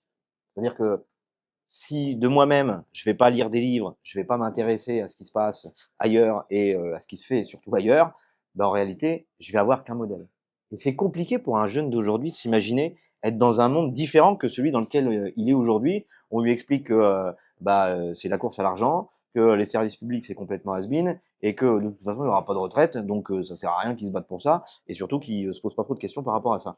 Donc c'est vrai que c'est compliqué. Mais quand on explique les choses, quand on dit les choses, quand on met les choses en perspective, c'est, enfin tout de suite, voilà, la lumière arrive et paf, ça se connecte entre guillemets et il y a des choses qui se créent. Et moi, j'ai toujours été effaré que des fois, dans des syndicats, on me dise, ouais, non mais moi, tu sais, la politique, c'est pas trop mon truc, moi ça m'intéresse pas trop. Tac, quand t'es syndiqué, déjà tu fais un acte politique, mais prolonge-le, fais-le, enfin et comprends surtout que tout est politique, absolument tout. Et que dans un rapport de force, il n'y a pas que la grève, il n'y a pas que le conflit, mais il y a aussi la question de la syndicalisation, il y a aussi la question des idées, il y a la question de... Bref, tout un tas de choses. Et c'est vrai que ça, si on ne fait pas ce travail-là, la société ne la fera pas pour nous, ça c'est clair et net. Le capitalisme ne le fera surtout pas pour nous. Et le bloc, voilà, le bloc bourgeois fera tout justement pour effacer ça. Donc on a vraiment voilà, cette nécessité de faire de l'éducation populaire. Et ça, c'est vraiment mais primordial. Parce que enfin, savoir, c'est pouvoir. Et c'est ce qu'ils ont bien compris, puisque depuis 40 ans maintenant, l'éducation nationale est en ruine, que tout a été fait pour tuer au-delà simplement des connaissances historiques, économiques, etc. C'est la langue qui est partie véritablement aux fraises, puisque voilà, on a toute une jeunesse aujourd'hui qui n'est pas fichue d'écrire français sans faire 10 fautes d'orthographe, et encore quand ils arrivent à faire des phrases complètes. Donc forcément, il est difficile de lire. Tu parlais de lire tout seul pour apprendre, ça leur est d'autant plus compliqué que le vocabulaire leur est absconce, ils ne le connaissent pas. C'est difficile d'accéder à ces connaissances-là. Et c'est vrai que la culture populaire va passer beaucoup plus facilement par des vidéos, par des podcasts, par un truc comme ça, avec un vocabulaire simple, avec des idées qui arrivent vite, etc., que par la lecture elle-même. Que par la lecture elle-même. Et puis, aujourd'hui, on a quand même une chance extraordinaire, c'est quand même Internet, où on a accès quand même à pléthore d'informations, à pléthore de choses. Et moi, je désespère pas, loin de là, parce que quand je vois ce qui a pu se passer dans certains pays, où c'est la génération Z qui a fait la révolution, à travers ses méthodes, à travers des pratiques aussi différentes de ce qu'on a pu ou de ce qu'on connaît aujourd'hui, je trouve que vraiment c'est intéressant. Et en plus de ça, c'était pas seulement tourner le gouvernement, retourner le pouvoir en place pour retourner le pouvoir en place. C'était la soif d'avoir des services publics, la soif d'avoir des choses différentes finalement de ce qu'ils ont connu. Et je trouve que vraiment, ça montre qu'il y a un appétit justement pour ça. Par contre, il faut leur donner à manger. Faut leur donner à manger et c'est tout le boulot qu'on a Alors, à faire. je vais juste, Envoie-les-moi. voilà, je voulais juste terminer sur la langue, voilà, parce que ça fait partie de nos combats, Fadi et à moi. La langue française n'est plus enseignée comme elle l'a été, et aujourd'hui, la langue, ben, c'est le globish, et donc la méthode de pensée n'est pas la même, l'analyse n'est pas la même, les mots ne veulent pas dire la même chose, et notre langue nous permet d'en dire beaucoup plus que l'espèce d'anglais courant que tout le monde parle, parce que l'anglais d'aéroport, hein, comme disait le philologue, c'est pas l'anglais réel. Et donc, ils n'ont plus la capacité de la complexité de l'analyse, précisément. Si je peux me permettre une chose par rapport à la langue, pour prendre un exemple qui est le plus spectaculaire qui soit. Euh, Moi, je prends toujours cet exemple pour expliquer la nécessité de parfaitement maîtriser la langue française, parce que ne pas la maîtriser peut avoir des conséquences géopolitiques dramatiques. Regardez la résolution 242 de l'ONU de novembre 1967. Il y a deux versions, la version française et la version anglaise. Dans la version française, il est indiqué qu'il faut qu'il y ait le retrait des territoires occupés. Oui. Quand vous prenez la version anglaise, en anglais, c'est écrit, je sais plus comment dire retrait machin, of occupied territories. Of occupied territories, ça se traduit pas par des territoires, mais par deux territoires. On précise pas lesquels. Autrement dit, c'est Israël qui décidera de quel territoire se barrera. Et donc, le simple fait de ne pas prêter attention à ces petits éléments, l'absence d'un mot, le mot dit en anglais, THE, il est bien sûr volontaire. C'est pas fait par hasard. Le simple fait de ne pas maîtriser cette langue qui est la nôtre peut avoir des conséquences juridiques, géopolitiques absolument considérables. Et que peut dire Israël aujourd'hui dans le massacre génocidaire qu'il perpétue? Il va dire, ah mais nous respectons la résolution 242 de l'ONU dans sa version anglaise. Puisqu'on parlait d'international à l'instant, justement, le syndicalisme, c'est pas juste un syndicalisme franco-français, hein, c'est un syndicalisme européen, c'est un syndicalisme international. Et je voudrais savoir ce que vous pensez des structures actuelles, en particulier de la CES, on va dire, puisqu'on parlait tout à l'heure d'argent, voilà, la CSI, la FSM, voilà, qui sont quand même des structures plus larges et auxquelles on se rattache ou pas. Bah, il y a aussi, je pense que le syndicalisme, entre guillemets, il n'a pas de frontières et que il y a une pertinence à ce qu'il soit international, Eh qu'il oui. soit européen, qu'il soit tout ce qu'on veut. Mais là encore, c'est qu'est-ce qu'on veut en faire finalement de ce syndicalisme et est-ce qu'on le met comme un outil finalement au service des salariés, des ouvriers, des personnes, ou est-ce qu'on en fait un outil entre guillemets de propagande où on va sortir quelques communiqués par-ci par-là en montrant qu'on est solidaire et puis en fait dès qu'il y a un problème ou dès qu'il y a un machin finalement chacun tire de sa couverture de son côté et puis il y a plus de solidarité et puis il se passe plus rien du tout. Voilà. Moi dans la période, la question de l'antifascisme, elle est centrale, mais elle n'est pas que française, loin de là. Hein. Elle est internationale. Quand on voit ce qui se passe en Italie, ce qui se passe quasiment dans tous les pays européens, en réalité, avec une montée du fascisme quand même qui fait froid dans le dos, bah, la réponse, elle est aussi internationale. Quand on voit la décision de Trump de classer les organisations Antifa comme terroristes, la réponse, elle est internationale. Mais là encore, on a l'impression qu'il y a une tétanisation complète de l'arrivée du fascisme et que on se dit hop hop hop, pas trop de vagues, pas trop d'embrouilles et puis on va espérer que ça nous passe à côté et puis que ça tombe pas chez nous. Ah mais la réponse elle peut pas être comme ça. Hein. Enfin, je veux dire face au fascisme, la réponse elle est frontale. Hein. Il y a pas l'antifascisme tiède, ça n'existe pas. Hein. C'est soit on y est, soit on n'y est pas. Hein. Voilà, c'est comme sur une barricade. Hein. Il y a un bon et un mauvais côté. Donc oui, la réponse, ok, internationale, ok, européenne, ok tout ce qu'on veut. Mais par contre, là encore, c'est sur des idées claires, sur des, des, des, des, des lignes claires. Et ça peut pas être voilà un ou deux communiqués. On se voit une fois tous les mois et puis on se tape dans la main et puis on s'échange nos numéros et puis ça s'arrête là quoi. Non non, ça peut pas fonctionner.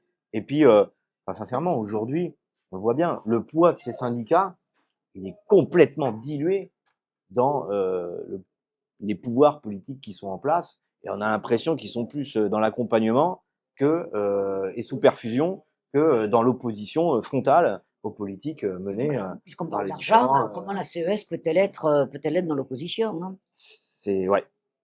Alors, moi, je trouve de la même manière qu'il faut absolument un syndicalisme international. Après, la vraie question, c'est quelles sont ces structures-là? Donc, tu parlais de Eh la oui, CES et de la CSI. ouais, La CES, c'est une émanation de l'Union européenne, financée par absolument, l'Union européenne. Et si vous absolument. regardez d'ailleurs les, les formations pour les dirigeants fédéraux, confédéraux de la CES, ils sont recyclés dans l'Union européenne, etc. Donc en fait, c'est une structure qui est financée par l'Union européenne et donc par le capital, et donc qui n'a pas vocation de toute façon déjà à changer le système et à, notamment, nous, c'est notre combat aussi, à briser l'Union européenne, hein, enfin le système européen qui est quand même l'arme absolue de manque, enfin de supprimer la souveraineté des États, la volonté populaire et la démocratie des différentes nations en Europe notamment. Donc en fait le problème c'est qu'aujourd'hui effectivement CES et CSI, par exemple la CSI, je vous donne un exemple, la CSI, ils ont au sein de la CSI un syndicat qui s'appelle la Hizdadout, qui est un syndicat pro-colonialiste israélien, et vous avez le secrétaire général de la Hizdadout il y a 1 an et demi qui signait les obus qui étaient lancés sur Gaza. Et donc on côtoie ce genre de personnes au sein de la CSI. Donc en fait, la CSI et la CES sont des structures qui sont faites pour qu'il n'y ait pas de combat de classe et pas de changement de société. Donc à partir de là, il faut se poser la bonne question. D'ailleurs, à l'époque, quand on a rejoint ces structures-là dans les années 90 à la CGT, les autres syndicats français ont applaudi des deux mains, étaient très contents que la CGT intègre ce truc-là. Et en fait, même quand vous parlez avec des camarades qui sont un peu à l'international ou qui sont dans ces structures-là, pour certains, en fait, ils expliquent qu'ils passent leur temps à combattre en fait à l'intérieur de ces structures-là parce qu'en fait, on est incapable de mener un seul combat. D'ailleurs, je vous le dis, il faudrait être encore une fois pragmatique. Qu'est-ce qu'on a fait avec la CES sur ces 20 dernières années comme combat européen sur les attaques qu'on a tous subies en Europe? En 2023-2019, la Belgique, par exemple, qui est un pays frontalier, est attaquée de la même manière que nous, sur les mêmes choses. Il y avait des manifestations en Belgique, pays frontalier, hein, je ne vais même pas aller chercher ailleurs, et la France. Quelle coordination la CES a opéré entre les travailleurs belges et les travailleurs français qui étaient au même moment, sur le même espace-temps, sur les mêmes problématiques? Zéro, aucune. Aucune. Donc, effectivement, moi je me rappelle même, Béranger étant de la SNCF, je me rappelle d'un écrit de la CES sur ce qu'elle envisageait en tant que service public ferroviaire, qui était, en fait, c'était un mix capitalistique. C'est-à-dire qu'il fallait des capitaux privés, capitaux publics, et on faisait donc complètement en dehors et opposé à nos repères revendicatifs à nous, et donc ce qu'on entend de nous par service public au sein de la CGT. Donc en fait, clairement, c'est la CES et la CSI, si on veut aujourd'hui recréer, et il faut un international au niveau syndical, et je dirais même un international politique d'ailleurs, mais en tout cas syndical, il faut absolument quitter ces structures. C'est des structures européennes qui ont pour but justement d'annihiler toute volonté de transformation de la société. Et nous, on patauge là-dedans depuis des années, et ça va de pair avec la défaite et la stratégie lamentable qui est celle de la défaite et du renoncement qu'on a depuis 30 ans.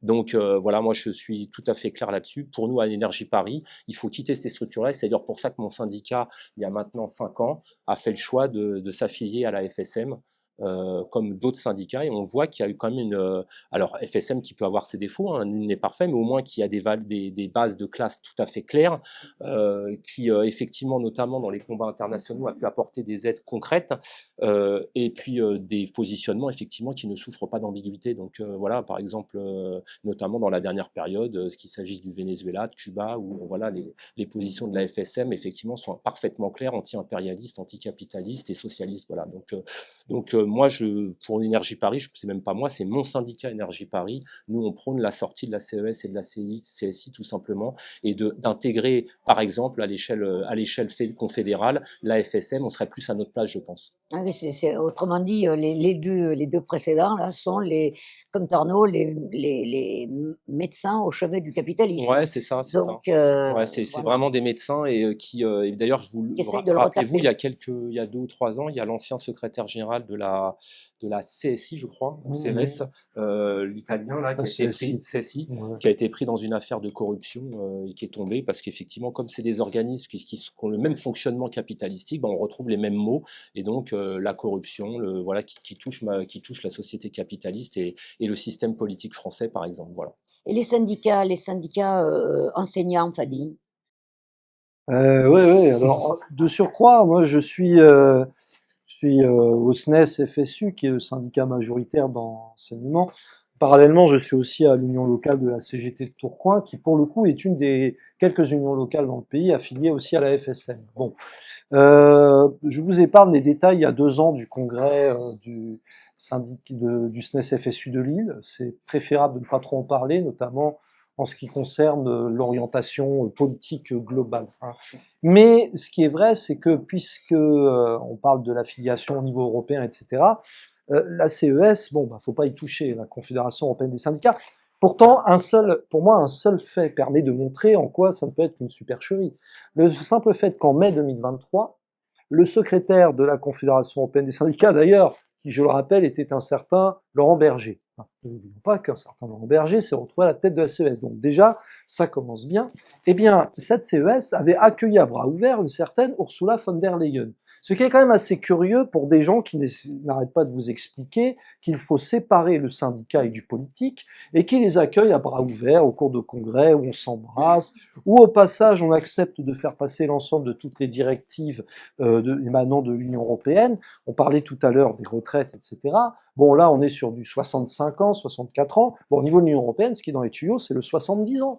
Bon, et la CES, elle est là pour être une courroie de transmission et faire accepter progressivement qu'on va aller vers les 67 ans et puis ensuite vers les 70 ans. Il y a même carrément un pays, je crois que c'est en Lituanie, je ne sais plus quel État balte, où il y avait le projet d'aller jusqu'à 72 ans en matière de travail, sachant que la moyenne d'espérance de vie est de 71 ans et demi. Donc c'est bien, ça veut dire que vous pourrez continuer à travailler après votre mort. Bon. Mais donc si vous voulez, si c'est ça le syndicalisme dont on parle, la CES, bah, il est évident que de toute façon, il ne faut même pas y être. Et malheureusement, la grande erreur de la CGT au niveau confédéral en 1999, c'est d'avoir intégré la CES. Je ne reviens pas sur le CSI, ça a été fait. En revanche, effectivement, la Fédération syndicale mondiale, la FSM, elle s'est organisée sur des bases de classe. Hein, tu en parlais tout à l'heure de ton syndicat. Mathieu Bovreda, qui n'est pas là, mais c'est la même chose, la Fédération des syndicats. Voilà, le CGT cheminot de Versailles Chantier, ils ont également la FSM, ne sont pas les seuls. Je parlais de l'Union locale de Tourcoing, où je suis également syndiqué, puisque le SNES c'est quand même un peu particulier, dans le sens où c'est vraiment dans l'enseignement secondaire. Donc c'est un petit peu corporatiste, presque, j'allais dire. Donc si on veut quelque chose de beaucoup plus interprofessionnel, etc., au moins l'avantage d'une union locale, c'est que ça permet de pouvoir être en contact avec le reste des secteurs. Mais je répète, à partir du moment où vous avez de tels faits sur la CES ou sur la CSI, il n'y a pas de questions à se poser, en fait. Il n'y a même pas de questions à se poser sur la non-appartenance à ces machins-là. Bon. Après, la FSM, effectivement, quelles que soient les quelques critiques qu'on peut avoir à ce niveau-là, elle est importante, mais c'est là où on va revenir sur l'expression que tu as utilisée tout à l'heure, de marcher sur les 2 jambes. Parce que finalement, au niveau international, il existe cette FSM qui peut faire preuve d'une certaine efficacité, dans laquelle on trouve d'ailleurs un certain nombre de syndicats dans d'autres pays qui sont fort combatifs. Je pense par exemple aux camarades syndicalistes en Grèce, qui ont une forte tradition de mobilisation. Mais là, on va arriver à l'autre question, et on revient à la question précédente aussi, c'est le rapport politique-syndicat, y compris au niveau international. Je crois que c'est, je ne sais plus, l'un d'entre vous tout à l'heure parlait de l'international politique. Je crois que c'était toi. Bah oui, ça s'appelle l'international, on l'a connu ça, communiste, le Comintern, etc. Mais je dis ça parce que justement, le syndicalisme rassemblé, organisé au niveau international, qui n'a rien d'indépendant, qui est gentiment financé, on ne s'étonnera pas que les syndicats états-uniens, ou tout simplement les États-Unis tout court, soient une jolie source de financement pour la Confédération syndicale internationale, pour la CSI. Et ben la FSM, elle offre cette alternative, et de surcroît, elle peut jouer un rôle dans l'appui qu'elle apporte non seulement à effectivement des régimes socialistes ou populaires menacés, comme à Cuba en ce moment, et puis tout simplement, elle peut appuyer les grandes luttes. Je parlais celle tout à l'heure en Inde, je parlais celle de l'Inde, mais n'oublions pas que la FSM, elle a aussi apporté un soutien plus ou moins fort, mais quand même aux grandes luttes de classe qui ont marqué l'Amérique du Nord ces dernières années, au Canada et aux États-Unis. Parce que n'oublions pas, et là on en revient justement à la fragilité qui était évoquée tout à l'heure, les États-Unis, la lutte des classes, elle est là, elle est présente. Et les syndicalistes états-uniens, quand ils sont pas trop corrompus pour certains d'entre eux, disons, eh bien, on va les retrouver justement dans un affrontement de classes de plus en plus radicalisé dans le temple du capitalisme.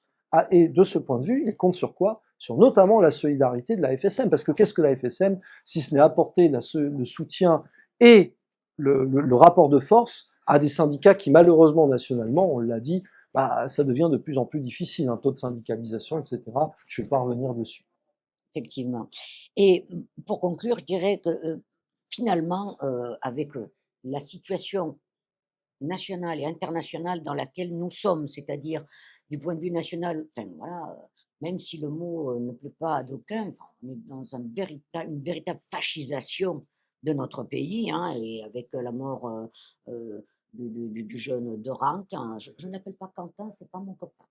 Euh, on est véritablement dans une fascisation, je dirais accélérée. D'accord, c'est pas le fascisme, d'accord, on n'a pas encore les bottes, machin, etc. Mais on est quand même plus très très loin maintenant. Je dirais qu'on est sur la dernière marche. Et précisément, puisqu'on parle de marche, ça va de façon, enfin, ça va de pair avec la marche à la guerre.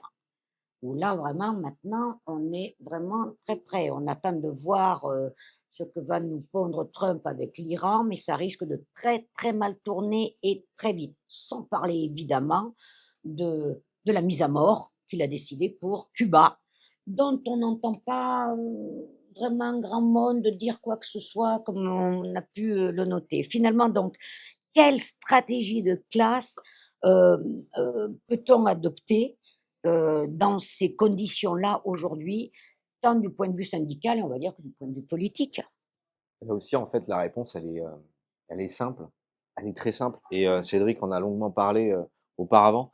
La réponse, elle est avant tout sociale. Elle est avant tout sociale. Parce qu'aujourd'hui, on a un capitalisme qui est en crise, voilà, qui est en train de muter, parce qu'il fait pas assez de bénéfices, parce que il n'arrive pas à préempter assez de choses, parce que. Il se nourrit du nationalisme ou de l'impérialisme, on va dire plutôt, notamment américain, mais pas que. L'économie de guerre, c'est ce qui est le plus facile entre guillemets pour lui, pour faire du bénéfice, pour créer du chaos, pour créer du désordre, pour casser aussi finalement les mouvements de solidarité, les mouvements de, de, de rébellion, on va dire entre guillemets, contre l'ordre établi. Et donc il a besoin de la guerre, il a besoin du fascisme, qui n'est ni plus ni moins finalement que la continuité de la bourgeoisie qui protège ce système. Et oui, aujourd'hui, la réponse à tout ça, elle est sociale. Si on a une réponse sociale où on balaye d'un revers de la main toute la misère sociale, où on arrête de faire croire que le problème c'est son voisin, alors que le problème c'est celui qui est au-dessus de nous, on aura réglé tout. On aura réglé absolument tout. Le fascisme n'existera plus, ou en tout cas n'aura plus d'espace pour exister. La question migratoire, on n'en parlera même plus, parce que on aura compris que le problème, c'est pas son voisin, et c'est sûrement pas parce qu'on quitte son pays et qu'on vient chercher un peu de plaisir et un peu de bonheur dans un autre qu'on est le problème à je ne sais quoi. Et oui, la réponse, elle est sociale. Si on veut lutter contre le fascisme, la réponse, elle est sociale. Si aujourd'hui il y a une montée du fascisme aussi forte en Europe et en France, parce qu'on n'est pas exempté de ce qui se passe en Europe, eh bien c'est parce que la réponse sociale, aujourd'hui, elle n'est pas là. Et on est en train, en fait, à travers la politique libérale menée par les différents pouvoirs en place, de mettre les clous sur le cercueil dans lequel on est. Voilà, on va être clair. Et on est en train de faire absolument exploser tout ce qui fonctionnait, parce que sous des faux prétextes, parce que le capitalisme voilà, est complètement dérégulé, c'est-à-dire qu'il n'y en avait jamais assez. Et, euh, et oui, si l'antifascisme existe, c'est parce qu'il y a du fascisme. L'inverse n'est pas vrai. Et c'est pas, moi quand je vois dans les médias, même parfois, des fois, la manière dont on l'amène, entre guillemets, en disant bon bah les fascistes ils ont tué 12 personnes, nous on en est à 1, et puis qu'on finit par compter les points. Enfin, c'est pas ça, c'est pas ça la lutte. La lutte antifasciste, c'est d'améliorer les conditions sociales, c'est de faire en sorte d'avoir l'émancipation des peuples, c'est de faire en sorte que voilà, de balayer toute cette misère. Et, euh, et voilà, c'est comme ça qu'on arrivera en fait à répondre à la crise dans laquelle on est, parce que le fascisme est très fortement lié au bloc bourgeois, de toute façon, ils portent les mêmes choses, ils revendiquent les mêmes choses, et voilà. Et eux, ils ont besoin de se nourrir finalement de crise pour pouvoir exister et pour pouvoir être portés un petit peu comme la solution finalement à tous les problèmes. Et donc oui, et on le voit, hein. Enfin, je veux dire, moi, quand on entend aujourd'hui dans les médias, notamment que ce serait de la responsabilité de la France insoumise, de la montée du fascisme, et que en gros, c'est de notre faute et qu'on est le carburant au Rassemblement national et je ne sais quoi.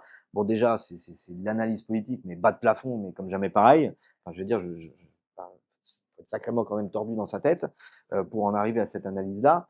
La réalité, c'est que depuis que Macron est au pouvoir, on est quand même passé d'une dizaine de députés du Rassemblement national à 117 ou 119 aujourd'hui. J'ai pas l'impression que ce soit parce qu'on était au pouvoir et qu'on avait fait des avancées sociales quand même, quoi.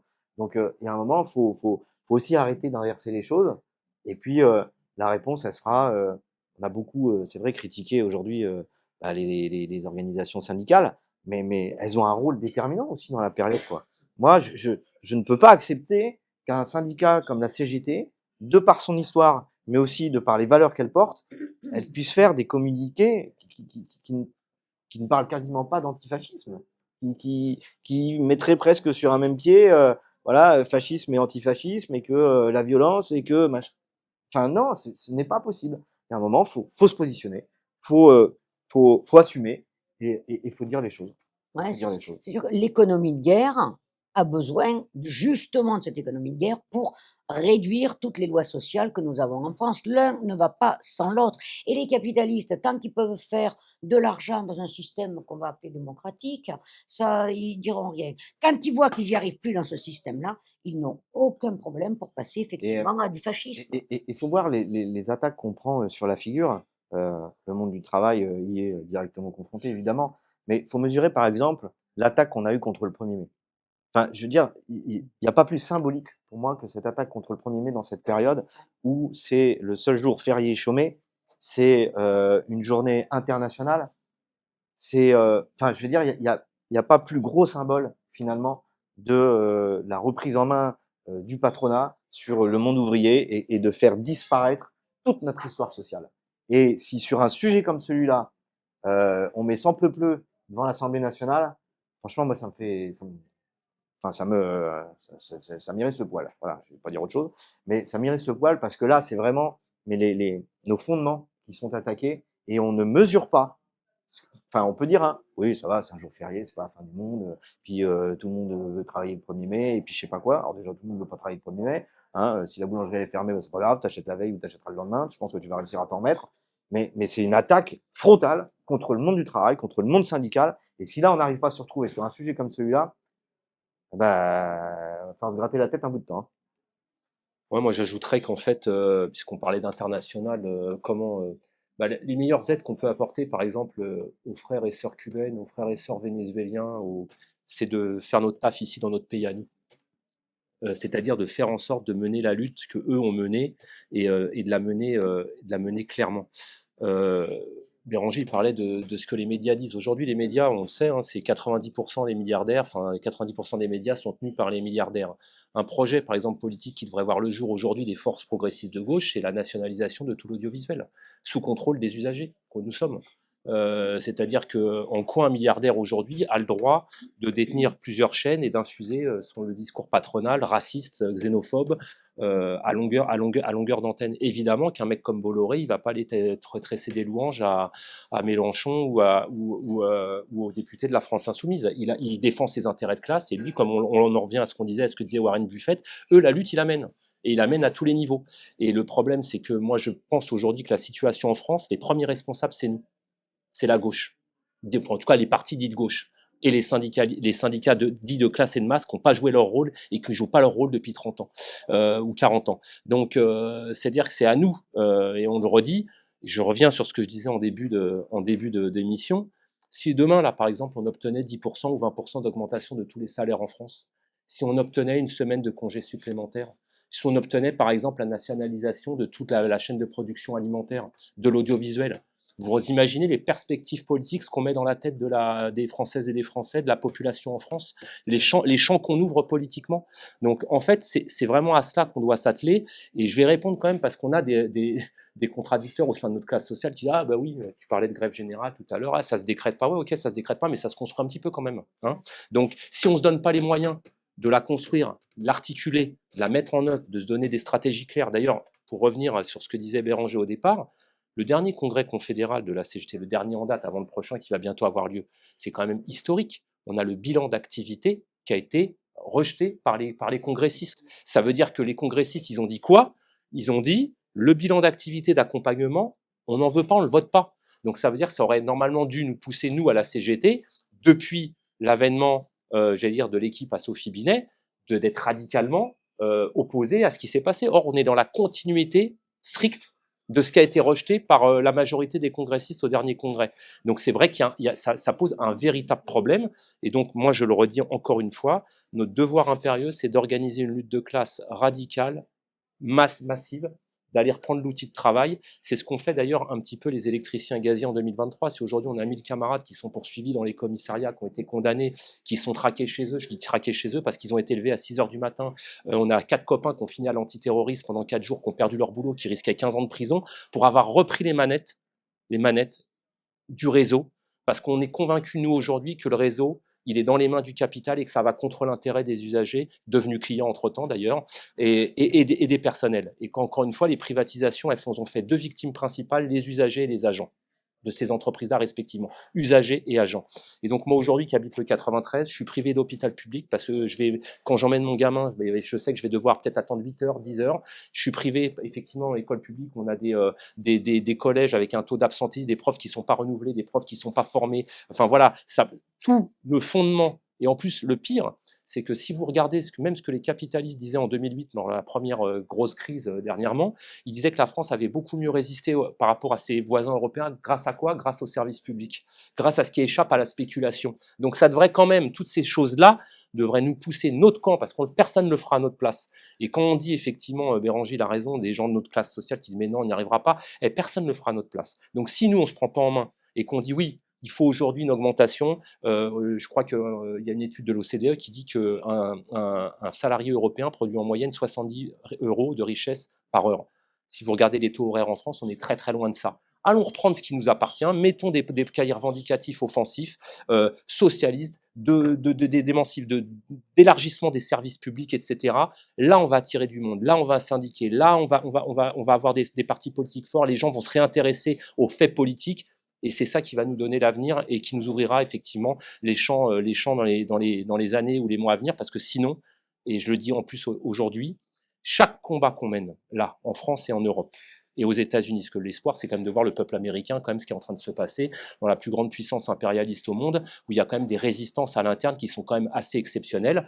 Et donc, moi, nous, ce qu'on dit aussi aux copines et aux copains sur les sites de travail, c'est que tous les combats, même les plus petits, où on va gagner, on va les reprendre, on va gagner sur nos revendications. Si on fait des augmentations de salaire, c'est de l'argent qui ira pas dans l'école hors économie de guerre et qu'on prendra pour la classe ouvrière. Donc je pense que c'est exactement ça qu'il faut articuler aujourd'hui à tous les niveaux et construire un front antifasciste, socialiste en face de ce qui nous oppose. Et je pense que si on fait ça, en tout cas moi je suis toujours optimiste et je pense qu'on est en capacité de le faire et de le construire. Et juste pour terminer sur la jeunesse du pays, oui, c'est vrai que la jeunesse, elle est un peu perdue, etc. Mais il y a quand même quelque chose qu'il faut noter, c'est que les jeunes des quartiers, des campagnes qui appartiennent à notre classe sociale, ils ont quand même des réflexes et des instincts de classe. Et ça, c'est très important. Et on le voit dans des luttes, etc. Ils ont quand même tu sais où tu es, tu sais d'où tu viens, tu sais comment tu galères tous les jours, etc. Et ça s'efface pas, malgré toutes les tentatives qui sont mises. Regardez juste, je terminerai là-dessus, sur la Palestine. Ça fait 4 ans, depuis le 7 octobre, qui nous bassinent, qu'ils ont mis tous les moyens pour essayer de faire passer la cause pro-palestinienne comme une cause terroriste, de faire passer le colonialisme comme quelque chose d'émancipateur, l'inversion de la hiérarchie, c'est-à-dire de dire que finalement, l'État d'Israël, c'est l'État de droit, etc. Malgré ça, je parle bien du monde occidental. Regardez ce qui se passe au niveau de la Palestine dans le monde occidental, dans la population. C'est une défaite terrible pour eux parce qu'ils ont mis tous les médias des milliardaires derrière et il y a encore effectivement la cause anticoloniale, anti-impérialiste qui est quand même très présente et qui est majoritaire dans les pays occidentaux. Donc les espoirs, tout est permis. Qu'il en soit autant pour Cuba, hein, pour le moment, je trouve ça vraiment très... Et ça, c'est très important parce que, en fait, derrière, il y a tout un tas de choses qui se déclenchent et qui vont faire changer les choses. C'est-à-dire que si tu es mieux rémunéré, tu es mieux considéré. Donc du coup, tu es plus attaché à l'entreprise. Tu donnes du sens au travail que tu fais. Derrière, tu t'investis, du coup, pour défendre ton outil de travail. Tu défends ta classe sociale. Et en fait, tout ça, ça s'enclenche. Et après, eh bien évidemment, c'est là où tu arrives à faire changer les choses et tu arrives à finalement renverser le système qui est en place. Et il y a plein de petites choses, en fait, qui se sont passées ces dernières années où au départ, on s'est dit ah ouais, c'est pas bien, mais bon, tant pis. Le déni démocratique qui a eu lieu lors de la dissolution, le résultat des urnes qui n'a pas été respecté. Et on sait pourquoi il n'a pas été respecté en réalité. Parce que moi, on a beau m'expliquer, il n'y a pas eu de gagnant, je suis désolé, il y a une élection, il y a toujours un gagnant. Hein, que ce soit de 3 voix ou que ce soit de 1000 voix, il y a forcément un gagnant.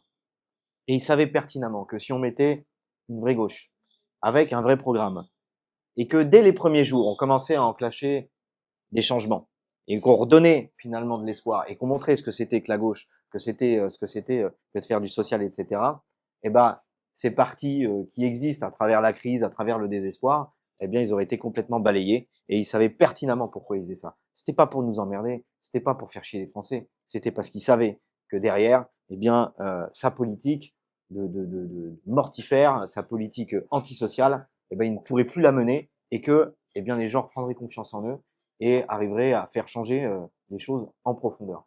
Donc là aussi, on mesure pas, mais c'est un impact terrible sur la suite parce que d'une part, ça crée encore là du désespoir parce que les gens se disent mais merde, on trouve le moyen d'aller voter, de gagner et on nous spoil encore une fois finalement du résultat et on continue finalement la même politique, Voilà. un copier-coller de finalement ce qui est mené 2005, depuis 8 ans. voilà, vote pour l'Union européenne, ils ont perdu, ben non, on s'en fout, on continue, et puis parce que c'est nous qu'on a le pouvoir, et puis c'est tout, quoi. En fait, pour ça, il faudrait vraiment, enfin dit, un parti d'avant-garde, mais puisque tu parlais de retourner les mots, c'est de plus en plus qu'on retourne tous les mots.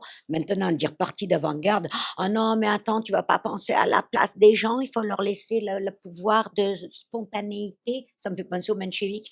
Et donc, bon, voilà, parti d'avant-garde, syndicat d'avant-garde, puisqu'il faut changer les choses, ça doit passer par ça, Fadi? Déjà, quand Cédric parlait de l'optimisme, bah, l'optimisme de la volonté, il est sûr que le contexte n'est pas très favorable, on va pas se mentir, mais je rejoins ce qui a été dit, c'est que ce sont des aveux de faiblesse monstrueux. Ce sont de terribles aveux de faiblesse qui font que le capital est obligé de se radicaliser. Et donc l'action à mener, elle est à toutes les échelles. Si je prends la simple échelle de mon établissement scolaire, je peux vous assurer que vous pouvez faire passer des motions où vous êtes en train d'expliquer que la Commission européenne est en train de détruire les services publics, qu'il y a une économie de guerre avec 413 milliards d'euros, que pendant ce temps-là, on est en train de démanteler donc l'ensemble des conquêtes sociales, qu'il y a une responsabilité aussi de la part de l'OTAN qui réclame quand même que 5% du budget national soit consacré à l'économie de guerre. Je vous assure que ça passe, et vous savez quoi? Non seulement ça passe, mais les élèves approuvent, les représentants des élèves approuvent, les représentants des parents d'élèves approuvent, et même le proviseur en aparté dit bah vous avez raison. Oui. Donc ça veut dire qu'en réalité, ça peut prendre l'analyse, elle prend, et ça veut dire que derrière, il y a la nécessité pour, je suis d'accord tout à fait sur la nécessité de mener le combat de classe dans notre pays pour faire trembler, eh bien ça veut dire qu'il faut être capable de mobiliser aussi sur des slogans simples. Moi, en l'occurrence, effectivement, syndicalisme, je l'ai dit au PRCF, lorsque nous avons lancé l'argent pour les salaires, pas pour la guerre, il y a 3 ans et demi, en septembre 2022, bon, au départ, on était seuls à prêcher, hein, et puis ça a pris. J'ai même entendu sur TV5 Monde en mars 2023, quand mon père regardait la télé, etc., une journaliste qui était là, qui est quand même une journaliste accréditée par l'Élysée, qui était là, elle fait oui, bon, bah, dans les manifs, on voit quand même qu'il y a des familles, il y a des slogans comme l'argent pour les salaires, pas pour la guerre qui circulent, naninana. C'est-à-dire que vous êtes en train de faire le travail d'avant-garde nécessaire, parce que c'est pas un gros mot, une avant-garde, ça veut pas dire qu'on méprise les travailleurs, absolument pas. Nous sommes là pour apporter un discours de conscientisation, non pas pour dominer les travailleurs ou que sais-je encore, mais au contraire pour permettre cette émancipation. Et cette émancipation, elle est possible, bien sûr, à travers l'outil syndical, mais aussi inévitablement à travers l'avant-garde politique. Et reconstruire un vrai parti communiste comme nous nous sommes fixé l'objectif au PRCF, c'est indispensable. C'est indispensable parce que, encore une fois, Des mots comme dictature du prolétariat. Lisez ce que dit Lénine, c'est la démocratie pour les pauvres. Ah ben ça, je peux vous dire, un élève, il comprend en 2 secondes. Surtout quand il est issu de classe populaire, il comprend parfaitement ce que c'est la dictature du prolétariat. Centralisme démocratique, vous expliquez, bah oui, c'est la démocratie. Bah oui, c'est le choix démocratique. Et évidemment, quand vous expliquez ces choses-là, en réalité, on revient à l'éducation populaire que tu évoquais tout à l'heure. Eh bien, en réalité, vous créez les conditions pour pouvoir véritablement reconstruire sur ces bases. Et reconstruire sur des bases pour effectivement porter un affrontement radical. Et je rappelle quand même que le dernier grand mouvement de classe qu'il y a eu en France, c'était il y a quelques années, le mouvement des Gilets jaunes. Et pour montrer à quel point ce mouvement, avec toutes les confusions possibles qu'il pouvait y avoir à l'intérieur, là n'est pas la question, et pour montrer à quel point c'est lui qui a réussi à faire trembler à fond la Macronie, n'oubliez jamais cette date extraordinaire que vous retrouvez sur France Inter, soit dit en passant, du 1er décembre 2018, où 3 CRS se sont retrouvés avec 3000 Gilets jaunes qui étaient à 100 mètres de l'Élysée. Qu'est-ce qui leur a manqué? La conscience de rentrer à l'Élysée directement, parce que on a coté, allons-y, on n'a plus rien à perdre maintenant. C'est ça qui est manqué. Donc, ça veut dire quoi? Que le pouvoir est très fragile, que nous sommes là effectivement pour jouer notre rôle de conscientisation. Pour cela, nous devons nous munir de ces outils et proposer cette stratégie gagnante, effectivement. On parlait d'être offensif, etc. C'est affronter le capitalisme avec toutes ces superstructures, là aussi, hein, toutes ces superstructures politiques, ça s'appelle l'Union européenne, ça s'appelle l'euro, et bien sûr militaire, ça s'appelle l'OTAN, ainsi que l'ensemble des pseudo-syndicats patronaux, le MEDEF, tout ce que l'on veut, parce que c'est à ce prix que nous sommes en mesure de renverser la table. Et contrairement à ce qu'on peut croire, encore une fois, ça a été dit, en réalité, il tremble en face, il tremble. Et le choix de la marche à la guerre, ce n'est pas un hasard. Si Emmanuel Macron insiste tant là-dessus, demandez-vous pourquoi. Regardez son score de popularité, ou plutôt d'impopularité. C'est plutôt comme ça qu'il faut regarder. Ce sera beaucoup mieux pour comprendre la situation. Ça, c'est un discours qui parle à des élèves de lycée, qui parle à des parents d'élèves, qui parle à des proviseurs d'établissements, qui parle à des travailleurs dans n'importe quelle autre institution privée ou d'entreprise publique. C'est là-dessus que nous sommes en mesure de pouvoir mobiliser. Et en n'oubliant jamais une chose, comme le disait très bien Marcel Paul en son temps, c'est qu'il y a en France un noyau révolutionnaire indescriptible. Indescriptible. Et bien, nous sommes là justement pour continuer à le porter, et avec les camarades ci présents, je suis sûr que nous parviendrons toujours à continuer le combat en commun, et plus qu'en commun, en unitaire, pour aller tous ensemble et en même temps vers le bon sens, la construction du socialisme. Merci à vous trois. Merci.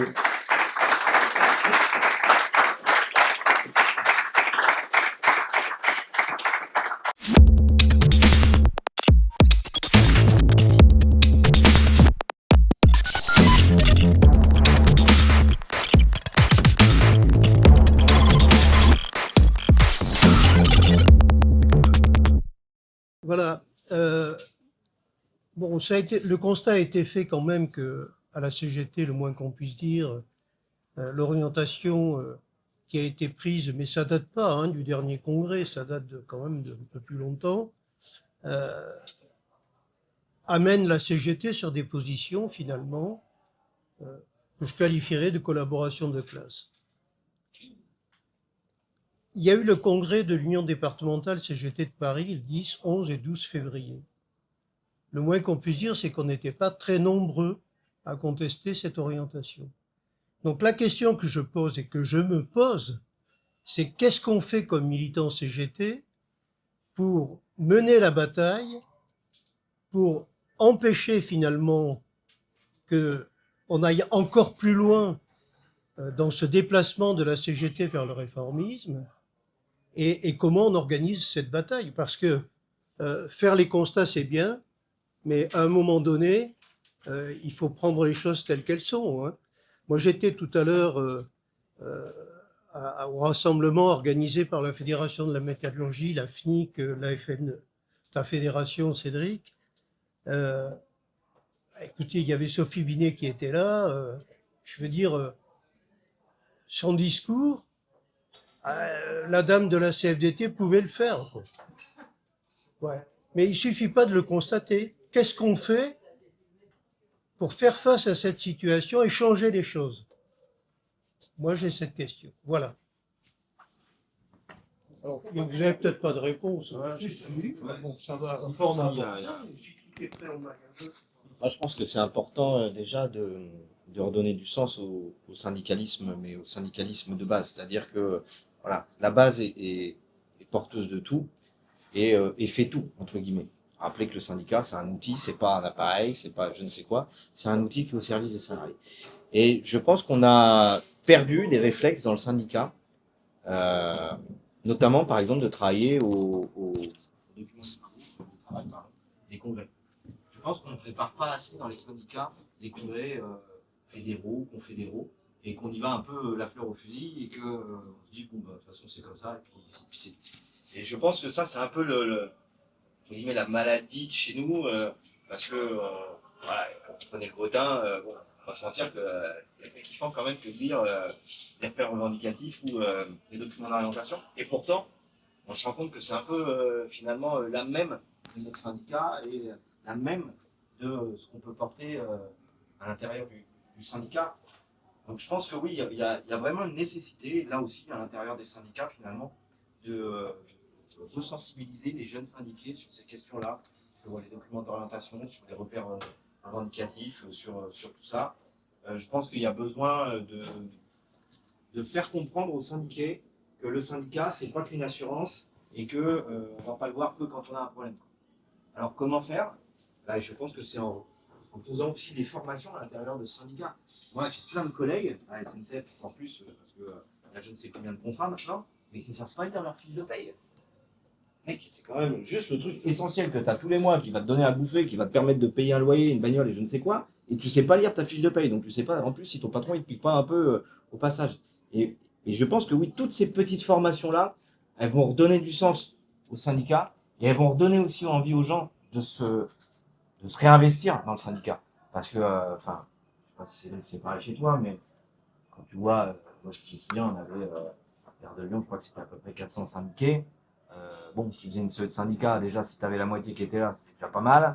Et puis si tu faisais un congrès, si tu arrivais à remplir tout le monde, c'était déjà pas mal. Pourtant, tu es 400 syndiqués, c'est pas non plus pas réduit à peau de chagrin, quoi. Et c'est vrai que ça, je pense que c'est la difficulté d'aujourd'hui de prendre conscience que le syndicat, c'est pas une assurance, mais c'est bel et bien un outil pour faire changer les choses. Et je pense que ça passe par des formations, ça passe par une implication un peu plus marquée des syndiqués. Alors c'est sûr, si tu leur dis ouais bah tu viens juste pour faire le cahier revendicatif et documents d'orientation, c'est pas gagné l'histoire. Mais si tu as autre chose entre guillemets, je pense que c'est comme ça qu'on réussira. Et oui, moi hein, j'étais responsable de syndicat. Voilà, je m'en mets à coup pas, je n'ai pas assez préparé les congrès. Après, moi, j'ai pas de réponse toute faite parce que si j'avais la solution, peut-être qu'on l'aurait déjà à plusieurs structures organisées. J'aurais tendance à dire, mais je peux me tromper hein, pour le coup. Moi, je crois pas au changement ou au changement d'orientation du syndicalisme et de la CGT dans le cadre des instances officielles. C'est un avis, je me trompe peut-être. Je dis pas que ça n'a pas un sens, mais la preuve, c'est, je reviens sur ce qu'on disait, on a un bilan qui a été désavoué lors du dernier congrès. Est-ce que on a une direction aujourd'hui qui épouse cette volonté démocratique d'un congrès? Absolument pas. Et si je prends plusieurs exemples ces dernières années, voilà, je vois aussi un peu ce qui s'est passé à l'UD 13 il n'y a pas si longtemps que ça.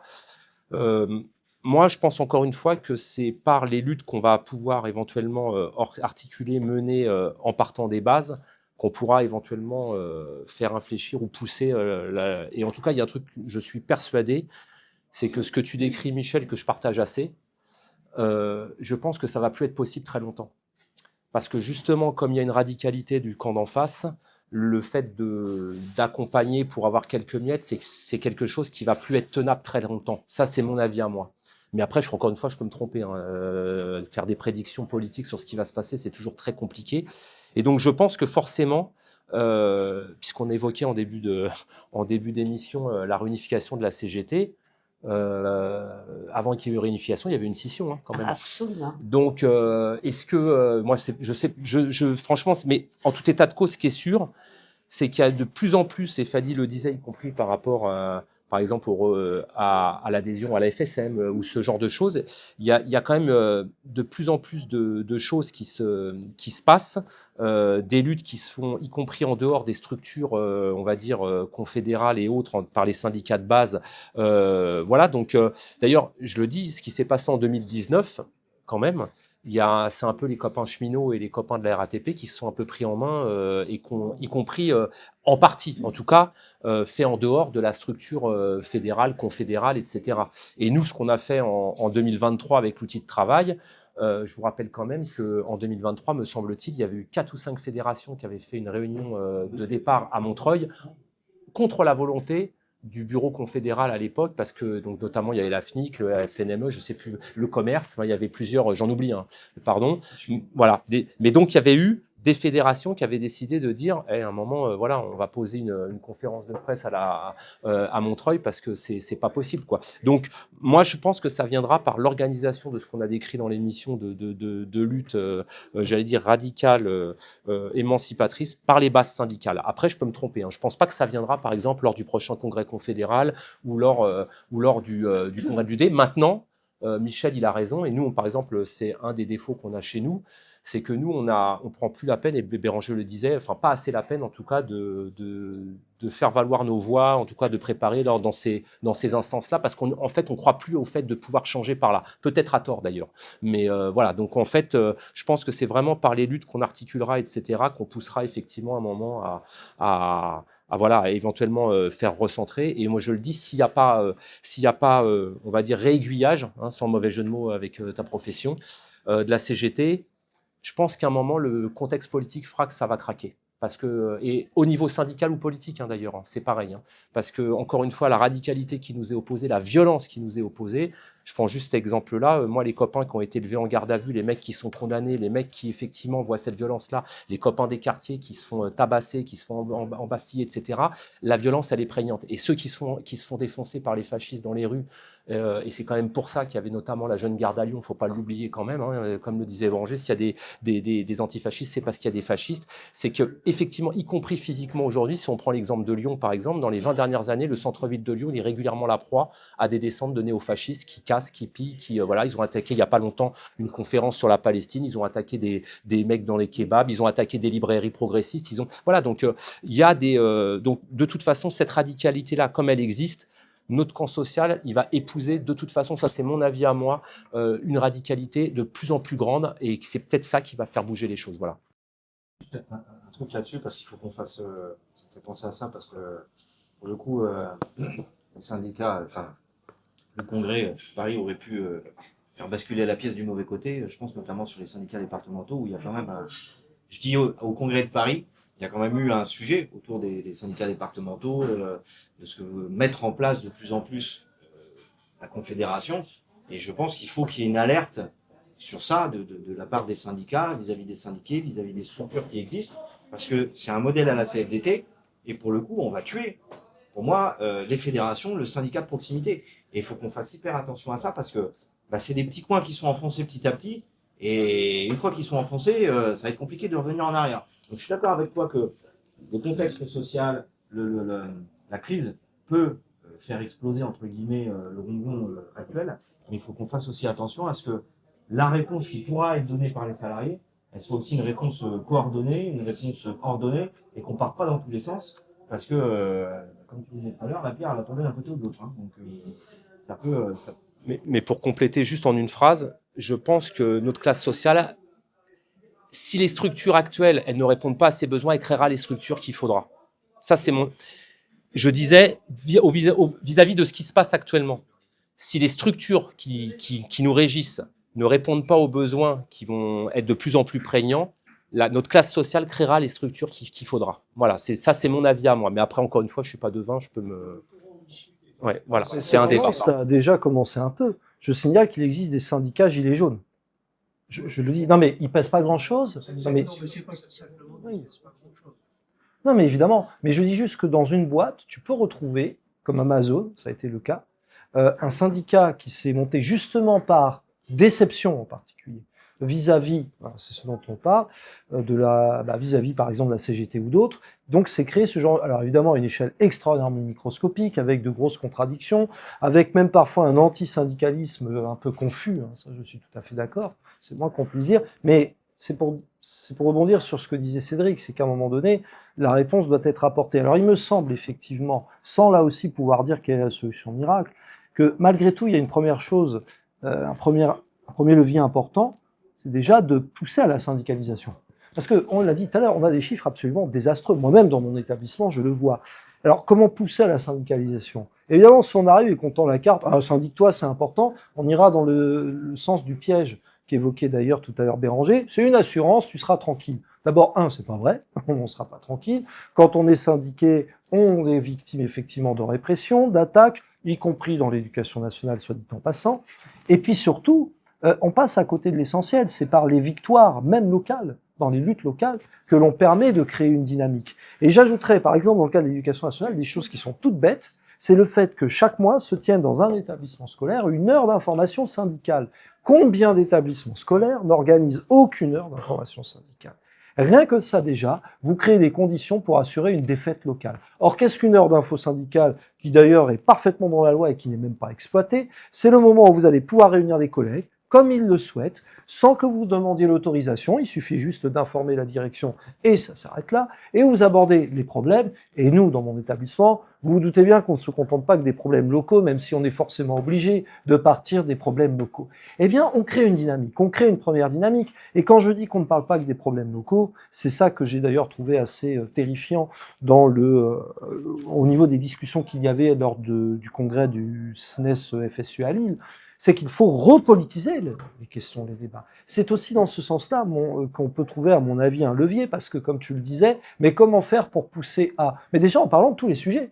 Parce que si vous commencez à isoler votre petit établissement scolaire de ce qui se passe au niveau du budget national, de ce qui se passe au niveau de la guerre potentielle qui peut avoir lieu à l'échelle mondiale, de ce qui se passe dans les autres secteurs de services publics ou dans les entreprises privées, en fait, on tombe dans du corporatisme. Et quand on tombe dans du corporatisme, on n'est pas en mesure de peser syndicalement. Ça, ce n'est pas possible. Je pense que ça, c'est un des leviers largement insuffisant à lui seul, c'est une évidence, mais en repolitisant, voilà, désolé de réutiliser ce gros mot, en repolitisant l'échange, le débat, y compris avec des travailleurs qui, une fois de plus, contrairement à ce qu'on croit, dans le fond, sont prêts à entendre des choses. Évidemment, on pourra tomber sur des syndicalistes. D'ailleurs, ce sont plutôt des syndicalistes bien ancrés, si j'ose dire, et qui aiment bien organiser leur petite ronde une fois par mois. Vous savez, vous avez des grèves parfois où on se demande même qu'est-ce que c'est. Ce sont des grèves de permanents. Ce ne sont pas des grèves qui mobilisent des travailleurs. Il y a aussi une réflexion à avoir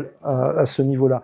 Eh bien, je pense que c'est en remobilisant à la base qu'on peut aller dans le sens d'ailleurs de ce qui était évoqué par les camarades précédemment, et qu'on peut réintroduire cette nécessité d'aller vers un syndicalisme qui va faire justement un peu réfléchir en haut. Parce qu'en haut, je dis pas que quand on est en haut, on est forcément bien installé et on ne bouge plus, mais on doit être soumis à la pression permanente et à la nécessité de devoir rendre des comptes.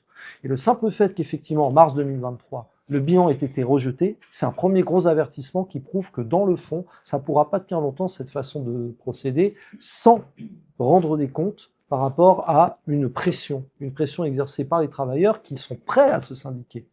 Il faut se syndiquer, mais il faut se syndiquer non pas pour se syndiquer, pour mener justement le combat et localement et nationalement, et dans le sens de réclamer des comptes sur la ligne qui est menée pour pouvoir justement aller davantage dans certains. Et d'ailleurs, en quelques secondes, moi je parle de la CGT que je connais bien, quand Fadi parlait du recul du syndicalisme, c'est vrai à l'échelle nationale interprofessionnelle. Mais en fait, il y a plein de syndicats, tous les syndicats qui mènent la lutte frontale, moi c'est un constat que je fais pragmatique, ils font des adhésions, ils sont en dynamique, ils font des bons résultats aux élections, donc c'est que c'est une attente. Et je vais juste prendre votre exemple, Pourquoi vous avez créé le PRCF ? Parce que l'offre, entre guillemets, communiste qui était du PC ne répondait plus aux aspirations d'une partie des communistes. Donc, quand je disais qu'il y a des structures, notre classe sociale, elle s'emparera de structures, ou en tout cas, elle les fera bouger au sens interne, vous en êtes un très bon exemple. Voilà. Alors, je voulais juste dire deux choses qui n'ont rien à voir. Enfin, l'une, c'est les fascistes ont choisi Lyon pour leurs attaques les plus violentes, on va dire. C'est pas pour rien. Lyon, c'est quand même la capitale de la résistance.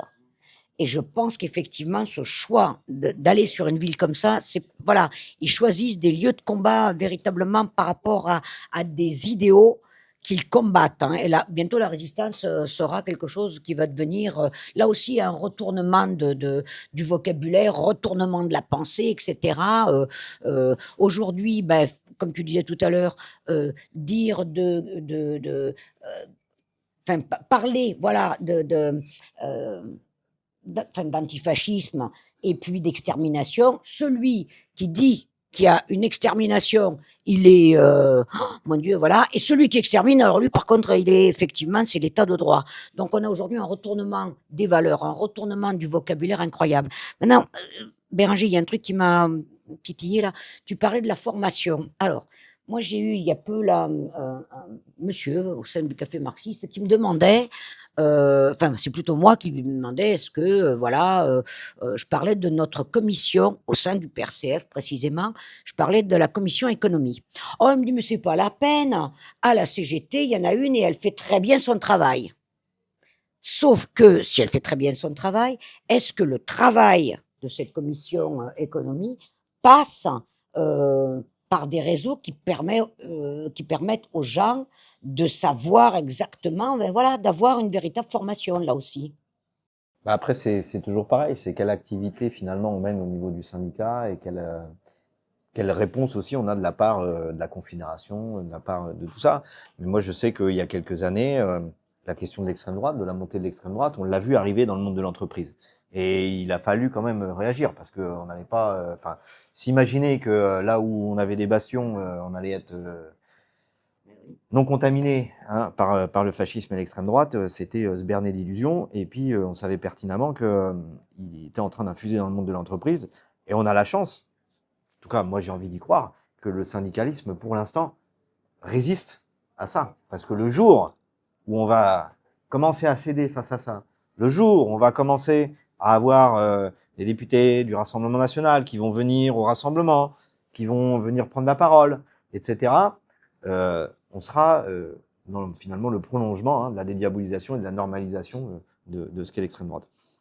Et donc cette formation-là, on a demandé, nous, à ce que la Confédération nous détache, entre guillemets, quelqu'un qui vienne nous faire la formation et qui vienne nous former, mais que derrière, on soit autonome, entre guillemets, pour pouvoir faire cette formation-là. Et oui, je pense que ça, c'est des choses qui sont essentielles. Alors après, c'est pareil, hein, moins vous avez de syndiqués, moins vous avez de personnes disponibles, moins vous avez de personnes qui va pouvoir le faire. Mais ça, c'est des choses vraiment, il faut que, en tant que responsable syndical, on peut pas se passer de ces choses-là. C'est impossible. On a des choses à apporter, on a des choses à porter, et on pourra les apporter que si on le fait de manière collective. Et pour le faire de manière collective, c'est pas compliqué, faut former. Voilà. On peut pas s'improviser, je sais pas quoi. Par rapport à ça, moi j'ai une réflexion quand même. Alors, en tout cas, c'est ce qu'on constate chez nous, mais je pense que quand tu discutes avec d'autres, ce qu'il faut aussi, qui est très positif, c'est que le système capitaliste, comme il pourrit par la tête, ses représentants à tous les niveaux sont de plus en plus, j'allais dire, minables intellectuellement. C'est-à-dire que quand tu parlais de jeunesse, aujourd'hui, moi je vous le dis très clairement, et je l'ai vu sur les 25-30 dernières années, par exemple, quand tu prends les directions, le patronat dans les IEG est un patronat qui intellectuellement est nul à chier. Et en fait, tu as beaucoup d'ouvriers aujourd'hui qui ont fait beaucoup moins d'études, qui sont 10 fois plus intelligents que les mecs en costard-cravate qu'ils ont en face d'eux. Et si vous regardez l'offre politique aujourd'hui en France, y compris dans les partis fascistes, les partis macronistes, la nullité intellectuelle des gens qu'on a en face de nous, des opposants. Et d'ailleurs, je le dis avec mes mots, nous, quand on regarde un peu de temps en temps les podcasts, les émissions, en fait, tu regardes par exemple, c'est un exemple, mais tu as beaucoup de députés de la France insoumise aujourd'hui qui sont au-dessus du panier intellectuellement parce qu'eux sont habitués déjà à se faire rentrer dans la gueule, donc ils sont aiguisés. Et en fait, tous les courtisans que tu as en face, etc., dans nos entreprises, nous, je le vois aujourd'hui, c'est très, très facile de les mettre en déroute intellectuellement, politiquement, dans un débat d'idées, voilà, parce qu'ils sont, en fait, ils ont besoin de valets, de larbins. Macron en est un parfait exemple. Et c'est des gens qui, intellectuellement, il suffit de regarder Macron sur la scène internationale, il est lamentable et ridicule, au-delà même de la dangerosité du personnage et voilà, de sa servilité au capital. Et donc, je pense que ça aussi, c'est un côté qui doit presque de façon anthropologique, je ne sais pas, nous intéresser. C'est qu'en fait, moi, je constate dans les faits, au quotidien, que les troupes syndicales qui sont sur des combats de classe de masse, les femmes et les hommes qui viennent du milieu ouvrier, du milieu populaire, etc., sont très aiguisés intellectuellement de façon à la réflexion et que les gens qu'on a en face de nous sont de plus en plus nuls intellectuellement parlant et en plus comme on se les transvase entre la SNCF chez nous, etc. Et donc je pense que ça aussi c'est quelque chose d'important à analyser parce que effectivement je pense que la force politique intellectuelle de réflexion, etc., elle est de notre côté actuellement. Et ça c'est aussi un motif d'espoir pour les années à venir. Et ça, c'est hyper important parce que moi, je l'ai ressenti vraiment quand je suis rentré à l'Assemblée nationale où on m'a fait comprendre que voilà, j'étais pas des leurs.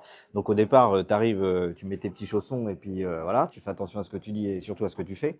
Et puis au final, tu te rends compte que on est sur beaucoup d'idéologies, mais vraiment beaucoup d'idéologies, qu'il y a quasiment aucun fond politique ou très peu de fonds politiques. On est sur des éléments de langage, on est sur des théories, mais vraiment sur le reste, il n'y a pas grand-chose. Que le monde du travail, pour eux, c'est quelque chose de complètement abstrait. Mais alors abstrait à un point, enfin, c'est assez impressionnant, quoi. Et c'est vrai que on va pas dire nullité, mais c'est vrai que c'est un peu désolant parce que dès qu'on rentre dans le dur, dès qu'on s'affronte sur des divergences, voilà, de stratégie, de plein de choses. Et je l'ai vécu avec un ancien de chez vous, Petit Chazik, qui est parti de RTE à la RATP, donc il a grenouillé dans 2-3 ministères, il a pris tête de RTE, il a sabré les syndicalistes, il a eu un comportement voilà, très dur, c'est lui qui a fait...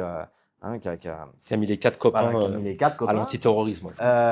Donc il est arrivé, moi maintenant je veux changer, je veux prendre la RATP, on l'a mis en place. Et pareil, enfin, comment nous, qui se revendiquons de gauche, lorsqu'on l'auditionne, on peut faire le gentil avec lui. Ce n'est pas possible. Et moi, je fais son audition, je fais ce que j'ai à faire, je lui rentre bien dedans. Après, il vient me voir, il me dit, on n'avait pas été très gentil. Bah écoute, je suis pas là non plus pour ça. Hein. Et à côté de ça, on a un parti socialiste, voilà, et ça se voit, il y a une vidéo, qui dit, nous, on sera pas vraiment sur le même versant. Nous, on trouve que vous faisiez bien votre boulot, etc. Enfin, je veux dire, pour les copains qui sont sur le terrain c'est super violent.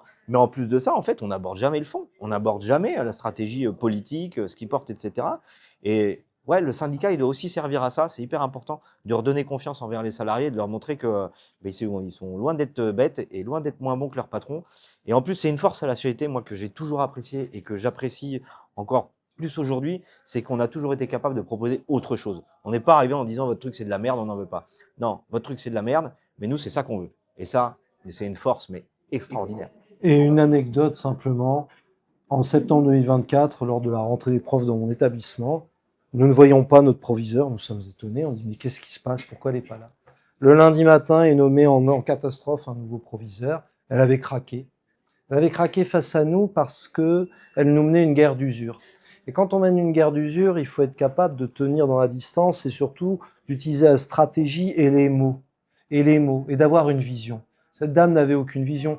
Je disais d'ailleurs au fur et à mesure à mes collègues, parce qu'il fallait arriver aussi, c'est pas forcément évident quand on est syndicaliste, arriver à fédérer tout en calmant les impatiences. Parce que parfois il y a la volonté d'en découdre, mais encore faut-il avoir le rapport de force. Et là on se bat contre le rectorat, etc.